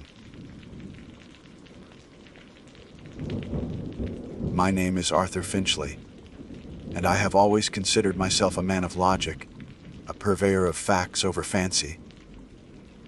By profession, I am an archivist, specializing in the preservation and study of historical documents. It is a career that rewards meticulous observation and a skeptical mind, traits I have cultivated assiduously over my 47 years. My work rarely takes me beyond the hallowed, dust-filled halls of the institutions I serve, but an unusual assignment had recently presented itself. The acquisition and authentication of a series of letters, purported to be from a rather obscure 19th century industrialist, currently housed in a private collection in a remote part of the country. The most sensible, indeed the only practical, way to reach the estate was via the Night Watchman Express, an old, privately run sleeper train service that still traversed some of the lesser used lines, a relic of a bygone era. The prospect of an overnight train journey was not, in itself, unappealing. I have a certain fondness for the rhythmic clatter of wheels on rails, the gentle sway that can lull one into a state of contemplative calm. This particular service, however, was shrouded in a peculiar sort of local mystique. Scant information was available online, and the booking process itself had been an exercise in anachronistic communication, involving a series of polite but terse telephone calls and a ticket dispatched by registered post. The station from which the Night Watchman Express departed was not one of the city's grand, bustling terminals. Instead, it was a small, almost forgotten, outpost on the industrial fringe, its Victorian architecture, grimed with the soot of decades, its gas lamps casting a flickering, uncertain light as dusk began to settle. There were few other passengers in evidence, a handful of solitary figures who seemed to melt into the shadows, their faces obscured, their demeanor subdued. The air was heavy, with the scent of damp stone and something else, something metallic and faintly unsettling, like old blood or rusting iron. The train itself was a magnificent, if somewhat imposing, sight. Its carriages were of an older, heavier design, painted a deep, almost black crimson, with gold lettering spelling out Night Watchman Express in an ornate, slightly faded script. It looked less like a mode of public transport and more like a private conveyance from a Gothic novel. A uniformed attendant, his face pale and impassive, stood by the entrance to my designated carriage. He checked my ticket with a curt nod, his eyes dark and deep set, lingering on me for a moment longer than was comfortable. My compartment was at the far end of the carriage. It was surprisingly spacious, paneled in dark, polished wood, with a single berth, a small wash basin, and a window that looked out onto the rapidly darkening platform. An old-fashioned, tasseled lamp cast a warm, amber glow over the interior. It was all rather charmingly antiquated, and I felt a small measure of my earlier unease begin to dissipate. It was only after the train had lurched into motion, the rhythmic clack, clack, clack of the wheels a familiar comfort, that I noticed the small, cream-colored card tucked into the frame of the mirror above the wash basin. It was printed in a simple, clear typeface. Under the heading, Arguios, San Seftyyofour Passangiars. I picked it up, expecting the usual banal instructions regarding smoking or luggage storage. What I read, however, caused a frown to crease my brow. The rules were as follows. 1. Upon retiring for the night, ensure your compartment door is locked from the inside. Do not open it for any reason until the first light of dawn, regardless of what you may hear. 2. Should you experience a sensation of unusual coldness or a persistent metallic scent, remain in your berth and do not look out of the window. The dining car service concludes at 10:00 p.m. No member of staff will approach your compartment offering refreshment after this time. Politely decline any such offers. 4. If you observe another passenger behaving in a distressed or erratic manner, do not engage. Alert the conductor at your earliest, discreet opportunity. 5. Personal items of reflective nature, mirrors, polished silver, etc., should be covered or stowed away after nightfall. 6. Should the train make an unscheduled stop in an unlit area, remain in your compartment with the blinds drawn. Do not attempt to ascertain the reason for the stop. 7. Whispering is to be avoided in the corridors after midnight. Sounds carry in peculiar ways on this line. 8. If you awaken to find a small, dark stain on your pillow or bed linen that was not there previously, do not touch it. Report it to the attendant upon disembarking. I read the list twice, a growing sense of incredulity mixing with a nascent disquiet. This was not the standard fare of railway regulations. It read more like a set of bizarre instructions for navigating a haunted house. My logical mind immediately sought rational explanations. Perhaps this was an elaborate prank, a piece of local folklore designed to amuse or unnerve tourists. Or maybe it was a poorly translated set of guidelines from another language, resulting in these odd pronouncements. Yet, the card was printed on good quality stock, the language precise and unambiguous. There was a seriousness to it that belied the notion of a simple joke. I recalled the attendant's unblinking stare, the somber atmosphere of the station. Preposterous, I muttered to myself, though a sliver of unease had lodged itself in my thoughts. I decided a walk to the dining car was in order. Perhaps a stiff drink to dispel this foolishness. The corridor outside my compartment was dimly lit, the ornate sconces casting long, dancing shadows. The plush carpet muffled my footsteps, creating an almost unnerving silence. broken only by the rhythmic sway and clatter of the train. I passed several other compartment doors, all closed. No sound emanating from within. It felt as though I were the only soul awake on this moving mausoleum. The dining car was a study in faded grandeur. Velvet curtains, heavy and wine-colored, framed the windows. Tables were laid with white linen, and surprisingly, good quality silverware, which I noted with a wry internal smile, remembering Rule 5. Only 2 other tables were occupied. At one, a solitary elderly woman with a severe expression stared blankly out at the passing darkness. At another, a young couple sat in silence, picking at their food with a distinct lack of appetite, their faces pale.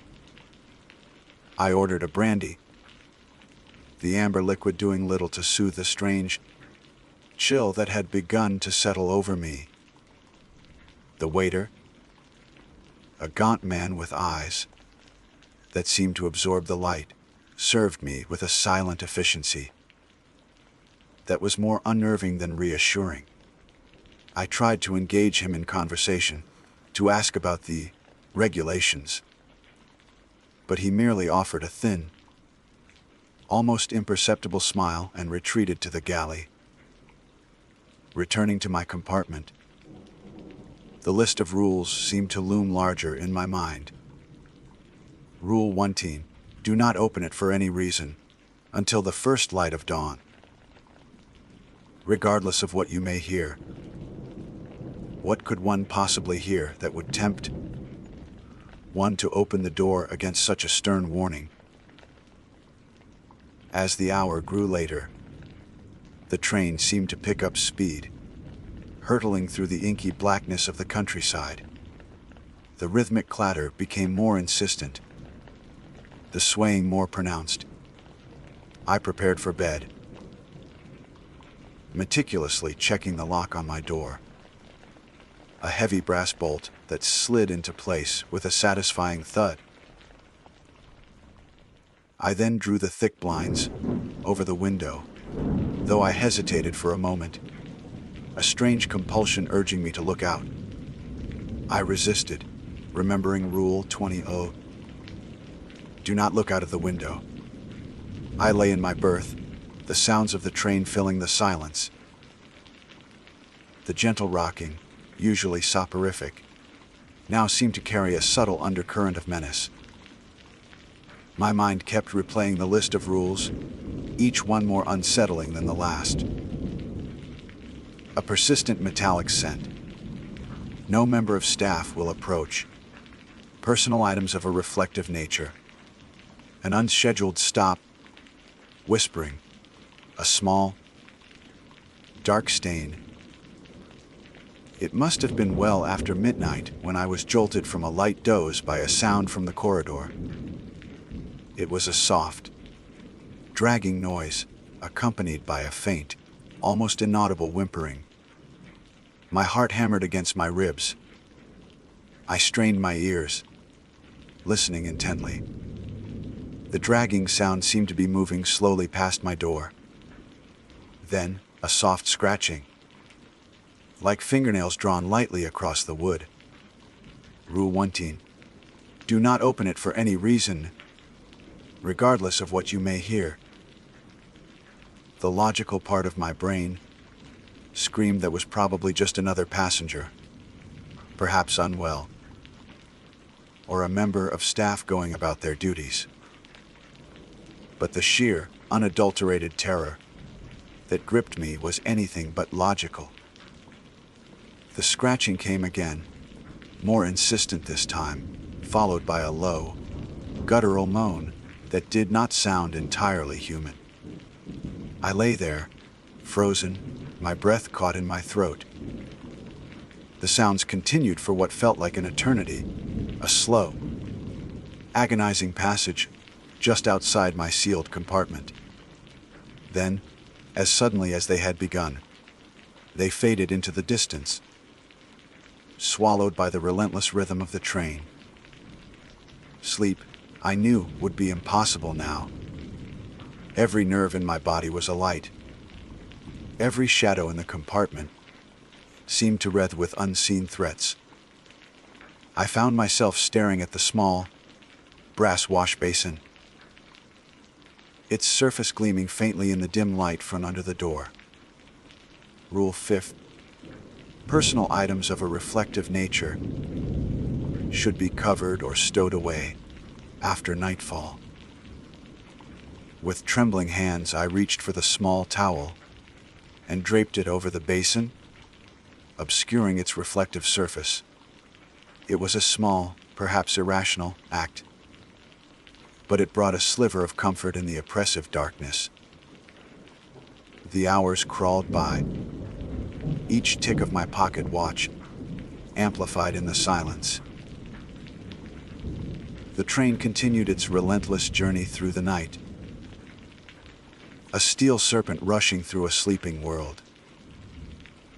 But I knew, with a certainty that chilled me to the bone, that not everything on this train was asleep. And the rules, which I had initially dismissed as an eccentric folly, now felt like the only fragile barrier between myself and whatever horrors the Night Watchman Express held within its crimson carriages. The first light of dawn, I realized, could not come soon enough.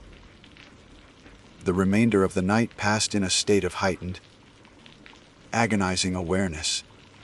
Every creak of the carriage, every distant rumble of the wheels, sent a fresh jolt of adrenaline through my system. I did not dare to close my eyes for more than a few moments at a time, convinced that some unseen horror lurked just beyond the thin veneer of my compartment door, or perhaps even within the shadows of the room itself. The image of the small, cream-colored card and its cryptic rules remained seared into my mind. As the first faint gray light of pre-dawn began to seep through the edges of the window blinds, a profound, if wary, sense of relief washed over me. I had survived the night, or at least the darkest hours of it. Rule 1 had stated, "Do not open it for any reason until the first light of dawn." Dawn was now breaking, albeit reluctantly. With cautious, deliberate movements, I rose from my berth. My limbs were stiff, my eyes gritty from lack of sleep. The air in the compartment felt stale and heavy, still carrying that faint, unsettling metallic tang I had noticed earlier, the very scent mentioned in Rule 2. I made a mental note of it, the archivist in me cataloging the peculiarity even as my nerves frayed. I approached the door, my hand hesitating over the brass bolt. The sounds from the corridor, the dragging, the scratching, the inhuman moans had long since ceased, but their memory was vivid and disturbing. Taking a deep breath, I slid the bolt back. The click echoed loudly in the confined space. Peering out into the corridor, I found it empty. The dim sconces still cast their flickering light, but the oppressive atmosphere of the night seemed to have lessened somewhat with the approaching day. There was no sign of what might have caused the disturbances. The plush carpet lay undisturbed. No marks, no stains. Nothing to indicate the terrifying passage I had witnessed. My first instinct was to find the conductor, to report what I had heard, perhaps even to demand an explanation for the bizarre set of regulations. But then Rule 4 came to mind. If you observe another passenger behaving in a distressed or erratic manner, do not engage. Alert the conductor at your earliest discreet opportunity. While I hadn't seen another passenger, the sounds were certainly indicative of distress, if not something far worse, and the rules themselves implied that direct confrontation was not advisable. I decided to wait, to observe. Perhaps the light of day would bring clarity, or at least other passengers with whom I could confer. I performed my morning ablutions, carefully avoiding looking too closely at my own reflection in the now. Uncovered wash basin mirror, a lingering effect of Rule 5. My own face looked back at me, pale and drawn. The eyes of a man who had not slept, but had instead stared into some nameless dread. A soft chime echoed through the carriage, followed by a crackling announcement over an unseen intercom system. The voice was clipped and devoid of emotion. Breakfast is now being served in the dining car. The Night Watchman Express will be arriving at its final destination, Ashworth Terminus, at approximately 8:15 a.m. The thought of food was not particularly appealing, but the prospect of seeing other people, of escaping the claustrophobic confines of my compartment, was. I made my way back to the dining car. It was more populated than it had been the previous evening. The elderly woman with the severe expression was there again, nursing a cup of tea, her gaze still fixed on some distant, unseen point. The young couple also sat at their table, though they looked even more haggard than before, dark circles under their eyes. They spoke in hushed tones, occasionally casting furtive glances around the car. Several other passengers were present now. A portly businessman engrossed in a newspaper, a woman in traveling tweeds sketching in a notebook, and a man with a heavily bandaged hand, who seemed to be in some discomfort. I took a seat at an empty table, and the same gaunt waiter from the previous night approached. He placed a menu before me without a word. I ordered coffee and toast, my appetite still minimal. "Excuse me," I began, attempting to keep my voice even, "about those regulations in the compartments." The waiter paused, his eyes, like chips of obsidian, meeting mine.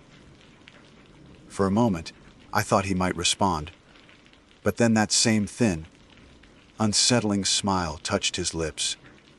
He inclined his head slightly and moved away without a word, leaving my question hanging in the air. Frustration mingled with my unease. It was clear that the staff were not going to be forthcoming. I glanced towards the young couple. They had stopped their hushed conversation and were now looking directly at me, an expression of shared anxiety on their faces. The woman, who couldn't have been much older than 25, had wide, frightened eyes. As the waiter moved out of earshot, the young man leaned forward slightly. "You saw the rules too, then?" he asked, his voice barely above a whisper, a direct contravention of Rule 7, though it was not yet past midnight, of course. I nodded. "Indeed. And I heard certain things in the corridor last night." A look of profound fear crossed the woman's face. "The scratching," she whispered, her hand instinctively going to her husband's arm, "and the moaning." "Yes," I confirmed, a cold knot tightening in my stomach. "Precisely that." "We heard it too," the man said, his voice strained. "We locked our door, just like the card said. It went on for ages. We thought whatever it was would try to get in." "Did you see anything?" I asked. They both shook their heads. We didn't dare look. The woman replied, her voice trembling. Rule 1 and Rule 2. About not looking out the window if you feel a coldness. Our compartment became freezing just before the sound started. A chill traced its way down my own spine. My compartment hadn't become noticeably colder, but the metallic scent had been undeniable. It seemed the phenomena were not uniform, or perhaps different rules were triggered by different entities. And the stain? I asked, remembering Rule 8. Did either of you notice anything like that? They exchanged a horrified glance. No, the man said, a little too quickly. Nothing at all. But his eyes darted nervously towards his wife, and I had the distinct impression he was not being entirely truthful. Before I could press further, the portly businessman at a nearby table cleared his throat loudly. One really shouldn't discuss such morbid fancies, he said. His voice pompous, though his eyes betrayed a hint of nervousness. It's merely the company's way of adding a bit of theatricality to the journey. Old train, old stories. You understand. He rustled his newspaper pointedly, clearly indicating the conversation was over. The young couple shrank back, and I was left to ponder his words. Was it possible? Could this all be an elaborate, albeit unsettling, piece of theater? The attendant's demeanor, the waiter's silence, the rules themselves, could they be part of a carefully constructed performance? My logical mind wanted to believe it, to grasp at this rational explanation. Yet, the genuine fear I had witnessed in the young couple, the visceral terror I myself had experienced during the night, felt far too real to be dismissed so easily. And the metallic scent, the coldness they described, these were physical sensations, not mere suggestions. The train began to slow, the rhythmic clatter of the wheels decreasing. Outside, the gray light had strengthened, revealing a landscape of rolling hills shrouded in mist. We were approaching Ashworth Terminus. As passengers began to gather their belongings, I noticed the man with the bandaged hand. He was pale and sweating, despite the coolness of the morning. His eyes darted around nervously, and he seemed to be avoiding contact with anyone. I recalled Rule. If you observe another passenger behaving in a distressed or erratic manner, do not engage. Alert the conductor at your earliest, discreet opportunity. His distress was palpable. The train glided into the station, a small, rural stop that looked as though it hadn't changed much in 100 years. The platform was almost deserted. As I disembarked, I looked for the conductor, intending to mention the man with the bandaged hand, and, perhaps, if I dared, to ask about the rules one last time. The same impassive attendant, who had greeted me the previous evening, stood by the carriage door, his face a mask. "Excuse me," I said. The conductor. He gestured with his head towards a small, official-looking building at the end of the platform. Office. I thanked him and made my way towards it. As I did, I saw the man with the bandaged hurry off the train, clutching his injured limb, and disappear quickly down a side street. Without a backward glance, he seemed desperate to get away. The conductor's office was small and sparsely furnished. a man in a slightly more ornate uniform. Then the attendant sat behind a large wooden desk, poring over a ledger.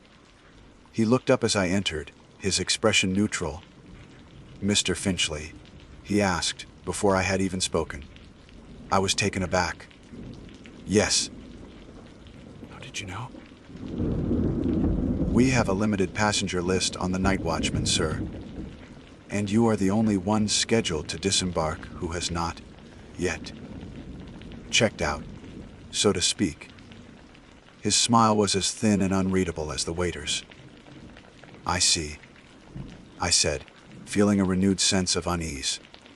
"I wish to report something." A passenger, a man with a bandaged hand, seemed quite distressed. The conductor nodded slowly. "Ah, yes, Mr. Henderson. An unfortunate accident with some luggage, I believe. He is being attended to." His response was too smooth, too rehearsed. I didn't believe him. "And the rules?" I pressed. "The regulations in the compartments. What is their purpose?" The conductor leaned back in his chair, steepling his fingers. "The Night Watchman Express is a very old service, Mr. Finchley. It operates on lines that have seen a great deal of history. The rules are simply precautions for the comfort and safety of our passengers." He enunciated the last words with a peculiar emphasis, the same phrase that headed the card. "Precautions against what?" I asked, my voice sharper than I intended. He held my gaze for a long moment, his eyes unblinking. "Against the discomforts of the night, Mr. Finchley. Some journeys are more taxing than others. We trust yours was uneventful." The implication was clear. He knew. He knew what transpired on his train, and he was not going to elaborate. Defeated, I merely nodded. "Yes, uneventful. Excellent," he said, his smile widening fractionally. "We trust you will consider the Night Watchman Press for your future travel needs." The thought sent a shiver down my spine. As I left the station and stepped out into the cool morning air of Ashworth, I felt as though I had surfaced from some deep, dark water. The mundane reality of the small town, with its bakery smells and distant church bells, was a stark contrast to the oppressive, rule-bound world of the train. My assignment was a few miles distant. I resolved to hire a car, to put as much distance between myself and that cursed railway line as possible. But I knew, with a chilling certainty, that the rules of the Night Watchman Express and the horrors they hinted at would haunt my thoughts for a long time to come. And a small, nagging part of me wondered about Rule 8, the dark stain. Had the young couple truly not seen one? Or had they simply been too afraid to admit it? The journey was over, but the unease lingered, a metallic taste in the back of my throat. My business in Ashworth, the authentication of the aforementioned 19th century letters, should have been a straightforward affair. The collection was housed in a rather dilapidated manor house a few miles from the town, owned by a reclusive descendant of the industrialist. Under normal circumstances, I would have approached the task with my usual professional detachment and intellectual curiosity. However, the shadow of the Night Watchman Express loomed large. Its unsettling rules and the pervasive sense of dread I had experienced aboard it tainting my every thought. I hired a motor car. As planned, a sturdy but unremarkable vehicle, and the drive through the mist laden countryside did little to dispel my unease. Every shadowed copse of trees, every isolated farmhouse, seemed to hold a whisper of the same unknown menace that had permeated the train. The metallic scent, though fainter now, still seemed to cling to the back of my throat, a phantom reminder of Rule 2. The manor house, when I finally reached it, was a Gothic pile that looked as though it had sprung directly from the pages of one of Mrs. Radcliffe's less cheerful novels. Its owner, a Mr. Silas Blackwood, was as eccentric as his dwelling, a gaunt, elderly man with eyes that seemed to hold a deep, wary knowledge of things best left unspoken. He greeted me with a dry, rustling voice and led me to a cavernous library where the letters were kept. Ordinarily, the sight of such a trove of historical documents would have filled me with a quiet excitement. But as I sat at a large oak desk, the precious papers spread before me, I found my concentration wavering. My mind kept drifting back to the train, the locked door, the scratching sounds, the conductor's knowing, yet uninformative smile. Rule 8, concerning the unexplained dark stain, gnawed at me. Had the young couple lied? Or had they simply been too terrified to acknowledge what they might have found? The image of the man with the bandaged hand, Mr. Henderson, also kept intruding his palpable fear, his hasty departure. What unfortunate accident with some luggage could elicit such a reaction and require such heavy bandaging? Mr. Blackwood, despite his initial reticence, proved to be a surprisingly astute observer. After several hours of my rather distracted attempts at authentication, during which I fear my scholarly rigor was somewhat lacking, he cleared his throat. "You seem troubled, Mr. Finchley," he said, his voice a low rasp. "Beyond the usual wariness of travel, I mean. You arrived on the night watchman, did you not?" I looked up, surprised. "Yes, I did. How did you surmise?" A faint, almost melancholic smile touched his lips. "Few arrive in Ashworth by that particular service anymore. And those who do often carry a certain atmosphere with them." He paused, his gaze distant. "It is an old line, Mr. Finchley. Very old. It runs through lands that have seen more than their share of sorrow and strangeness." His words, so reminiscent of the conductor's own veiled warnings, sent a fresh chill through me.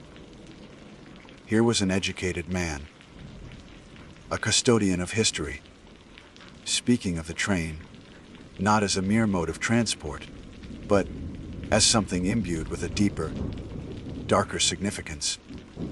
"The regulations," I said, my voice barely above a whisper. "Are you familiar with them?" Mr. Blackwood nodded slowly.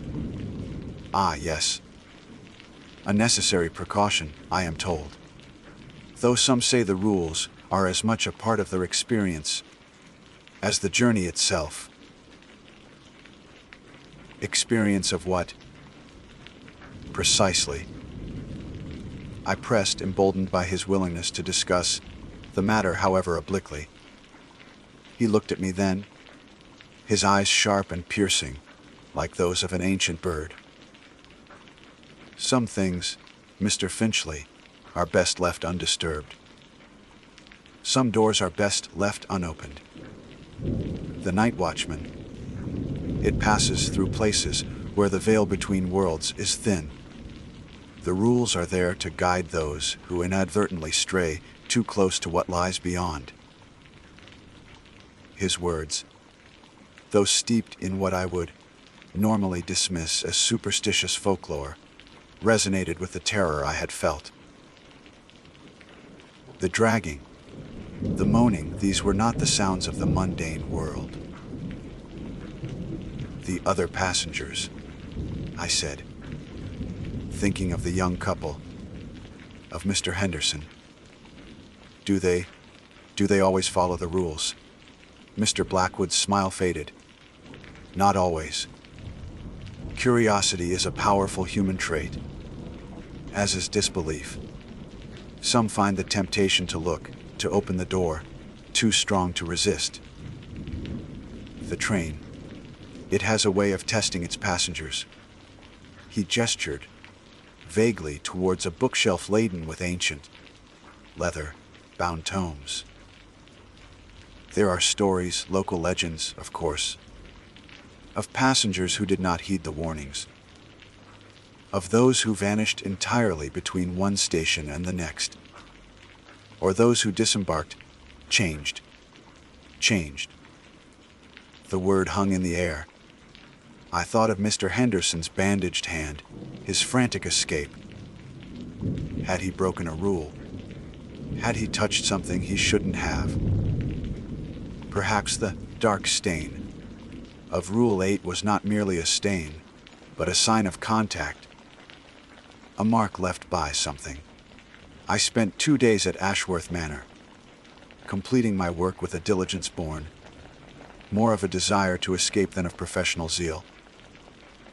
Mr. Blackwood remained a cryptic, but not unkind host.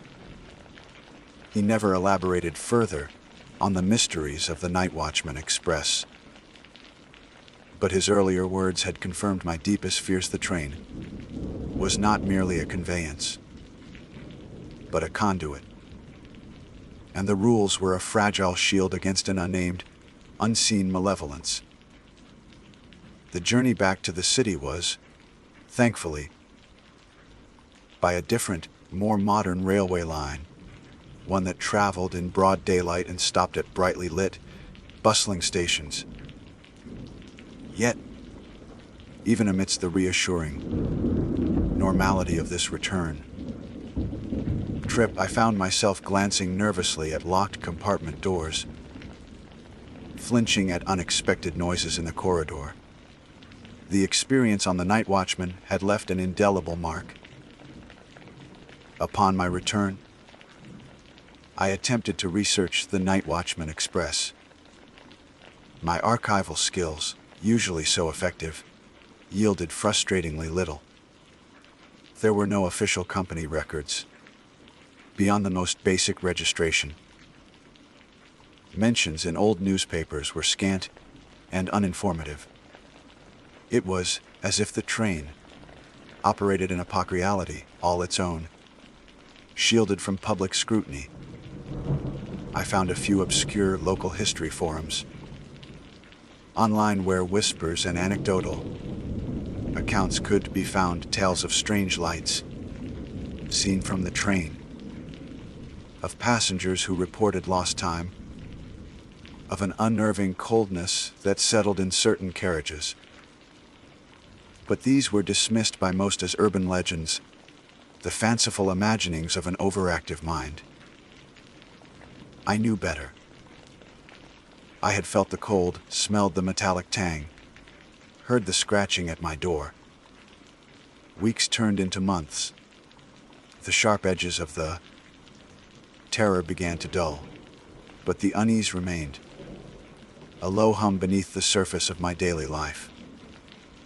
I found myself more prone to introspection, less certain of the solid, logical world I had always inhabited. Sleep was often disturbed by fragmented dreams of dark corridors, locked doors, and the rhythmic, relentless clatter of unseen wheels. One evening, sorting through a box of uncatalogued ephemera in the archives, a task I usually found soothing, I came across a small, faded photograph. It depicted a group of railway workers from the late Victorian era, standing proudly in front of a steam locomotive, The engine bore no name, but its design was heavy, archaic. It was the faces of the men that caught my attention. They were pale, their expressions uniformly grim, their eyes holding a haunted, watchful quality. And the attendant who had checked my ticket of the Night Watchman Express, or a man who could have been his identical ancestor, stood amongst them, his face unchanged by the intervening decades. My blood ran cold. I dropped the photograph as if it had burned my fingers. This was no coincidence. The staff of the Night Watchman, like the train itself, seemed to exist outside the normal flow of time. The rules, I now understood, were not just for a single journey. They were a timeless pact, a set of commandments for navigating a realm that bordered our own, a realm that the Night Watchman Express, for reasons unknown, traversed with unnerving regularity. And I, Arthur Finchley, man of logic and reason, had been a passenger. I had followed the rules mostly. But the question that continued to plague me, the one that surfaced in the darkest hours of the night, was what fate befell those who did not. And was the metallic taste that sometimes still lingered in my mouth merely a memory, or a sign that some part of that other realm had, despite my caution, latched onto me? The final rule, Rule 8, about the dark stain, remained the most enigmatic, the most personally terrifying. I had not seen one in my compartment, but the very idea that such a thing could manifest, a physical mark of some unholy visitation, was a horror that my rational mind struggled and failed to fully dismiss. The discovery of the photograph, with the attendant's ageless face staring out from a bygone century, was a turning point. It shattered the last vestiges of my skepticism, the comfortable illusion that my experience on the Night Watchman Express could be rationalized away as an elaborate hoax or a stress-induced hallucination. The train was real, its horrors were real, and its crew were seemingly untouched by the passage of time. Eternal servants of that damned line. My life, once a predictable and orderly affair, became increasingly consumed by an obsession with the Night Watchman. The archives, once my sanctuary, now felt like a hunting ground. I began to delve into the most obscure and forgotten corners of our collection, searching for any further mention, any scrap of information that might shed light on the train's origins or its true purpose. I cross-referenced old railway ledgers, local parish records from the areas the line traversed, and even delved into collections of folklore and occult literature, a pursuit I would have once scorned as utterly unscholarly. What I found was fragmented, veiled in allegory and superstition, but a pattern began to emerge. The railway line upon which the Night Watchman ran was indeed ancient, far older than the steam era. It followed a path that had been a ley line, a track used for centuries, perhaps millennia, for purposes unknown, pilgrimages, processions, or something far darker. Stories abounded of strange disappearances, of unsettling encounters, long before the first iron rails were laid. The train, it seemed, had merely inherited the malevolence of the land it crossed. There were whispers of a pact made by the original founders of the railway company, a desperate measure to ensure the line's prolonged probability through notoriously difficult and sparsely populated terrain, packed with something.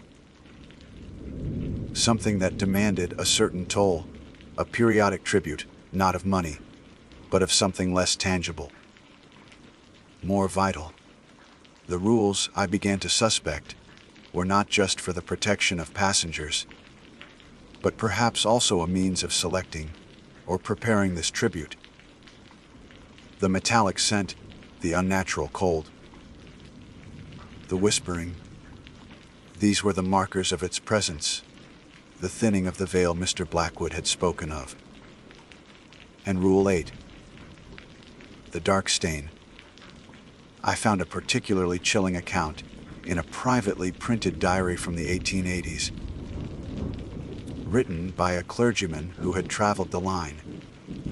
He described awakening to find such a mark on his pristine white collar, a small, viscous smear that seemed to absorb the light. He wrote of a profound spiritual sickness that overcame him afterwards, a draining of faith and vitality, as if some essential part of his soul had been leached. He died a few months later, a hollow shell of his former self. This discovery filled me with a cold dread. Had I narrowly escaped such a fate?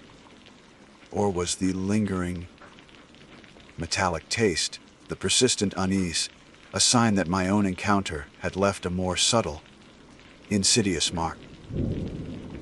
I thought again of the other passengers. The young couple, had they found a stain and, in their terror, disposed of the evidence, or feigned ignorance? Their pale, haunted faces suggested a deeper trauma than mere fright. And Mr. Henderson, with his bandaged hand, what had he touched? What had touched him? Had he, in a moment of panic or defiance, broken Rule 8 and attempted to wipe away the stain, only to suffer a more direct physical consequence? The more I learned, the more I realized the Night Watchman Express was not just a train, but a mechanism, a carefully maintained system for interacting with, and perhaps appeasing, whatever entity claimed to that ancient track. The timeless attendants were its guardians, its priests, ensuring the smooth operation of this unholy compact. My research took a toll. I became withdrawn, my colleagues noting my haggard appearance and distracted demeanor. Sleep offered no respite, only a recurring nightmare.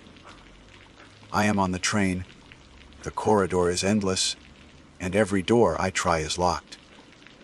The scratching sound is behind me, getting closer. I can smell the metallic tang, feel the unnatural cold. And I know, with a certainty that freezes my soul, that if I am caught, I will not merely die, but be changed, incorporated into the train's spectral crew, or offered up as sustenance. One evening, driven by a desperation I could no longer contain, I resolved to find the young couple. Their fear had been too genuine, their shared experience too similar to my own. If anyone could corroborate my growing understanding or offer some solace, it was them. Their names, I recalled from a brief glance at the passenger manifest the conductor had inadvertently left visible, were Mr. and Mrs. Alastair Finch. A common enough name, but I had a starting point. It took weeks of discreet inquiries, leveraging my archival contacts and sifting through public records. But I eventually traced them to a small cottage in a quiet village, far from any railway line. It was with a heavy heart and a sense of impending revelation that I made the journey. The cottage was idyllic on the surface. Roses around the door, a neatly tended garden. but a palpable sense of sorrow hung in the air. Mrs. Finch answered the door. She was even paler and thinner than I remembered, her eyes holding a profound, inconsolable grief. When she recognized me, a flicker of something fear, perhaps, or a grim understanding crossed her face. She invited me in, her voice a mere whisper. The cottage was sparsely furnished, impeccably clean, but with an atmosphere of stillness, of a life put on hold. Mr. Finch was not there. Alistair, she began, her voice trembling. He hasn't been well since that journey. She explained, in halting, painful sentences, what had transpired after they disembarked. They had indeed found a small, dark stain on their bed linen. Alistair, a man of pragmatic and somewhat impatient temperament, had dismissed it as a spillage, an oil mark from the train. Against her pleas, he had touched it, tried to wipe it away with his handkerchief. From that day, he had begun to change. A creeping coldness entered him, a listlessness that no doctor could diagnose. He lost interest in his work, in food, in life itself. He would spend hours staring blankly, a faint metallic scent clinging to him. His hand, the one that had touched the stain, began to wither, the skin becoming dry and discolored, as if blighted from within. It was not a bandage he needed, but an amputation of the soul. He was now in a private sanatorium, his condition deteriorating daily. The doctors were baffled, speaking of rare neurological disorders, of psychosomatic illness. But Mrs. Finch knew, as I knew, that the cause was far more sinister. The rules. She whispered, tears streaming down her face. We should have understood. He should never have touched it. Her story confirmed my worst fears. Rule 8 was not a warning about hygiene. It was a commandment against direct contact with the mark of the entity, a mark that seemed to initiate a process of consumption, of spiritual decay. Mr. Henderson's bandaged hand was likely a similar, perhaps more aggressive, manifestation. There was little I could offer Mrs. Finch in the way of comfort. My knowledge was a burden, not a solace. I left the cottage with a heavier heart than ever, the full, horrifying implications of the night watchman express laid bare. I have not ridden a train since. I cannot. The rhythmic clatter of wheels on rails, once a soothing sound, now evokes only a visceral terror. I continue my work in the archives, but it is a hollow pursuit. The world of facts and logic I once inhabited seems a fragile facade, easily torn by the horrors that lurk just beyond our understanding. The Night Watchman Express still runs. I am sure of it. It continues its timeless journey through the shadowed corners of the land, its ageless attendants ensuring the rules are presented, the pact upheld. And I am left with the chilling knowledge that I was a passenger, that I brushed against a darkness far older and more malevolent than I could have ever imagined. I followed the rules. For the most part, I did not open my door. I did not look out of the window when the coldness came. I covered the reflective surfaces. I did not touch any stain. And yet, the metallic taste sometimes returns, unbidden. A faint scent of rust and decay in an empty room. A fleeting glimpse of a pale, watching face in a crowd. A face that could belong to the attendant. Have I truly escaped? Or am I merely one of the changed, marked in a way I cannot yet perceive, my own vitality slowly, imperceptibly, being siphoned away? The rules are a shield, yes, but perhaps no shield is perfect against such an ancient and insidious power. I was a passenger on an overnight train. They had a strange set of rules, and I fear, with every fiber of my being, that my journey is not yet truly over. The night watchman always collects its due, one way or another. And the final stop is a destination I dare not contemplate.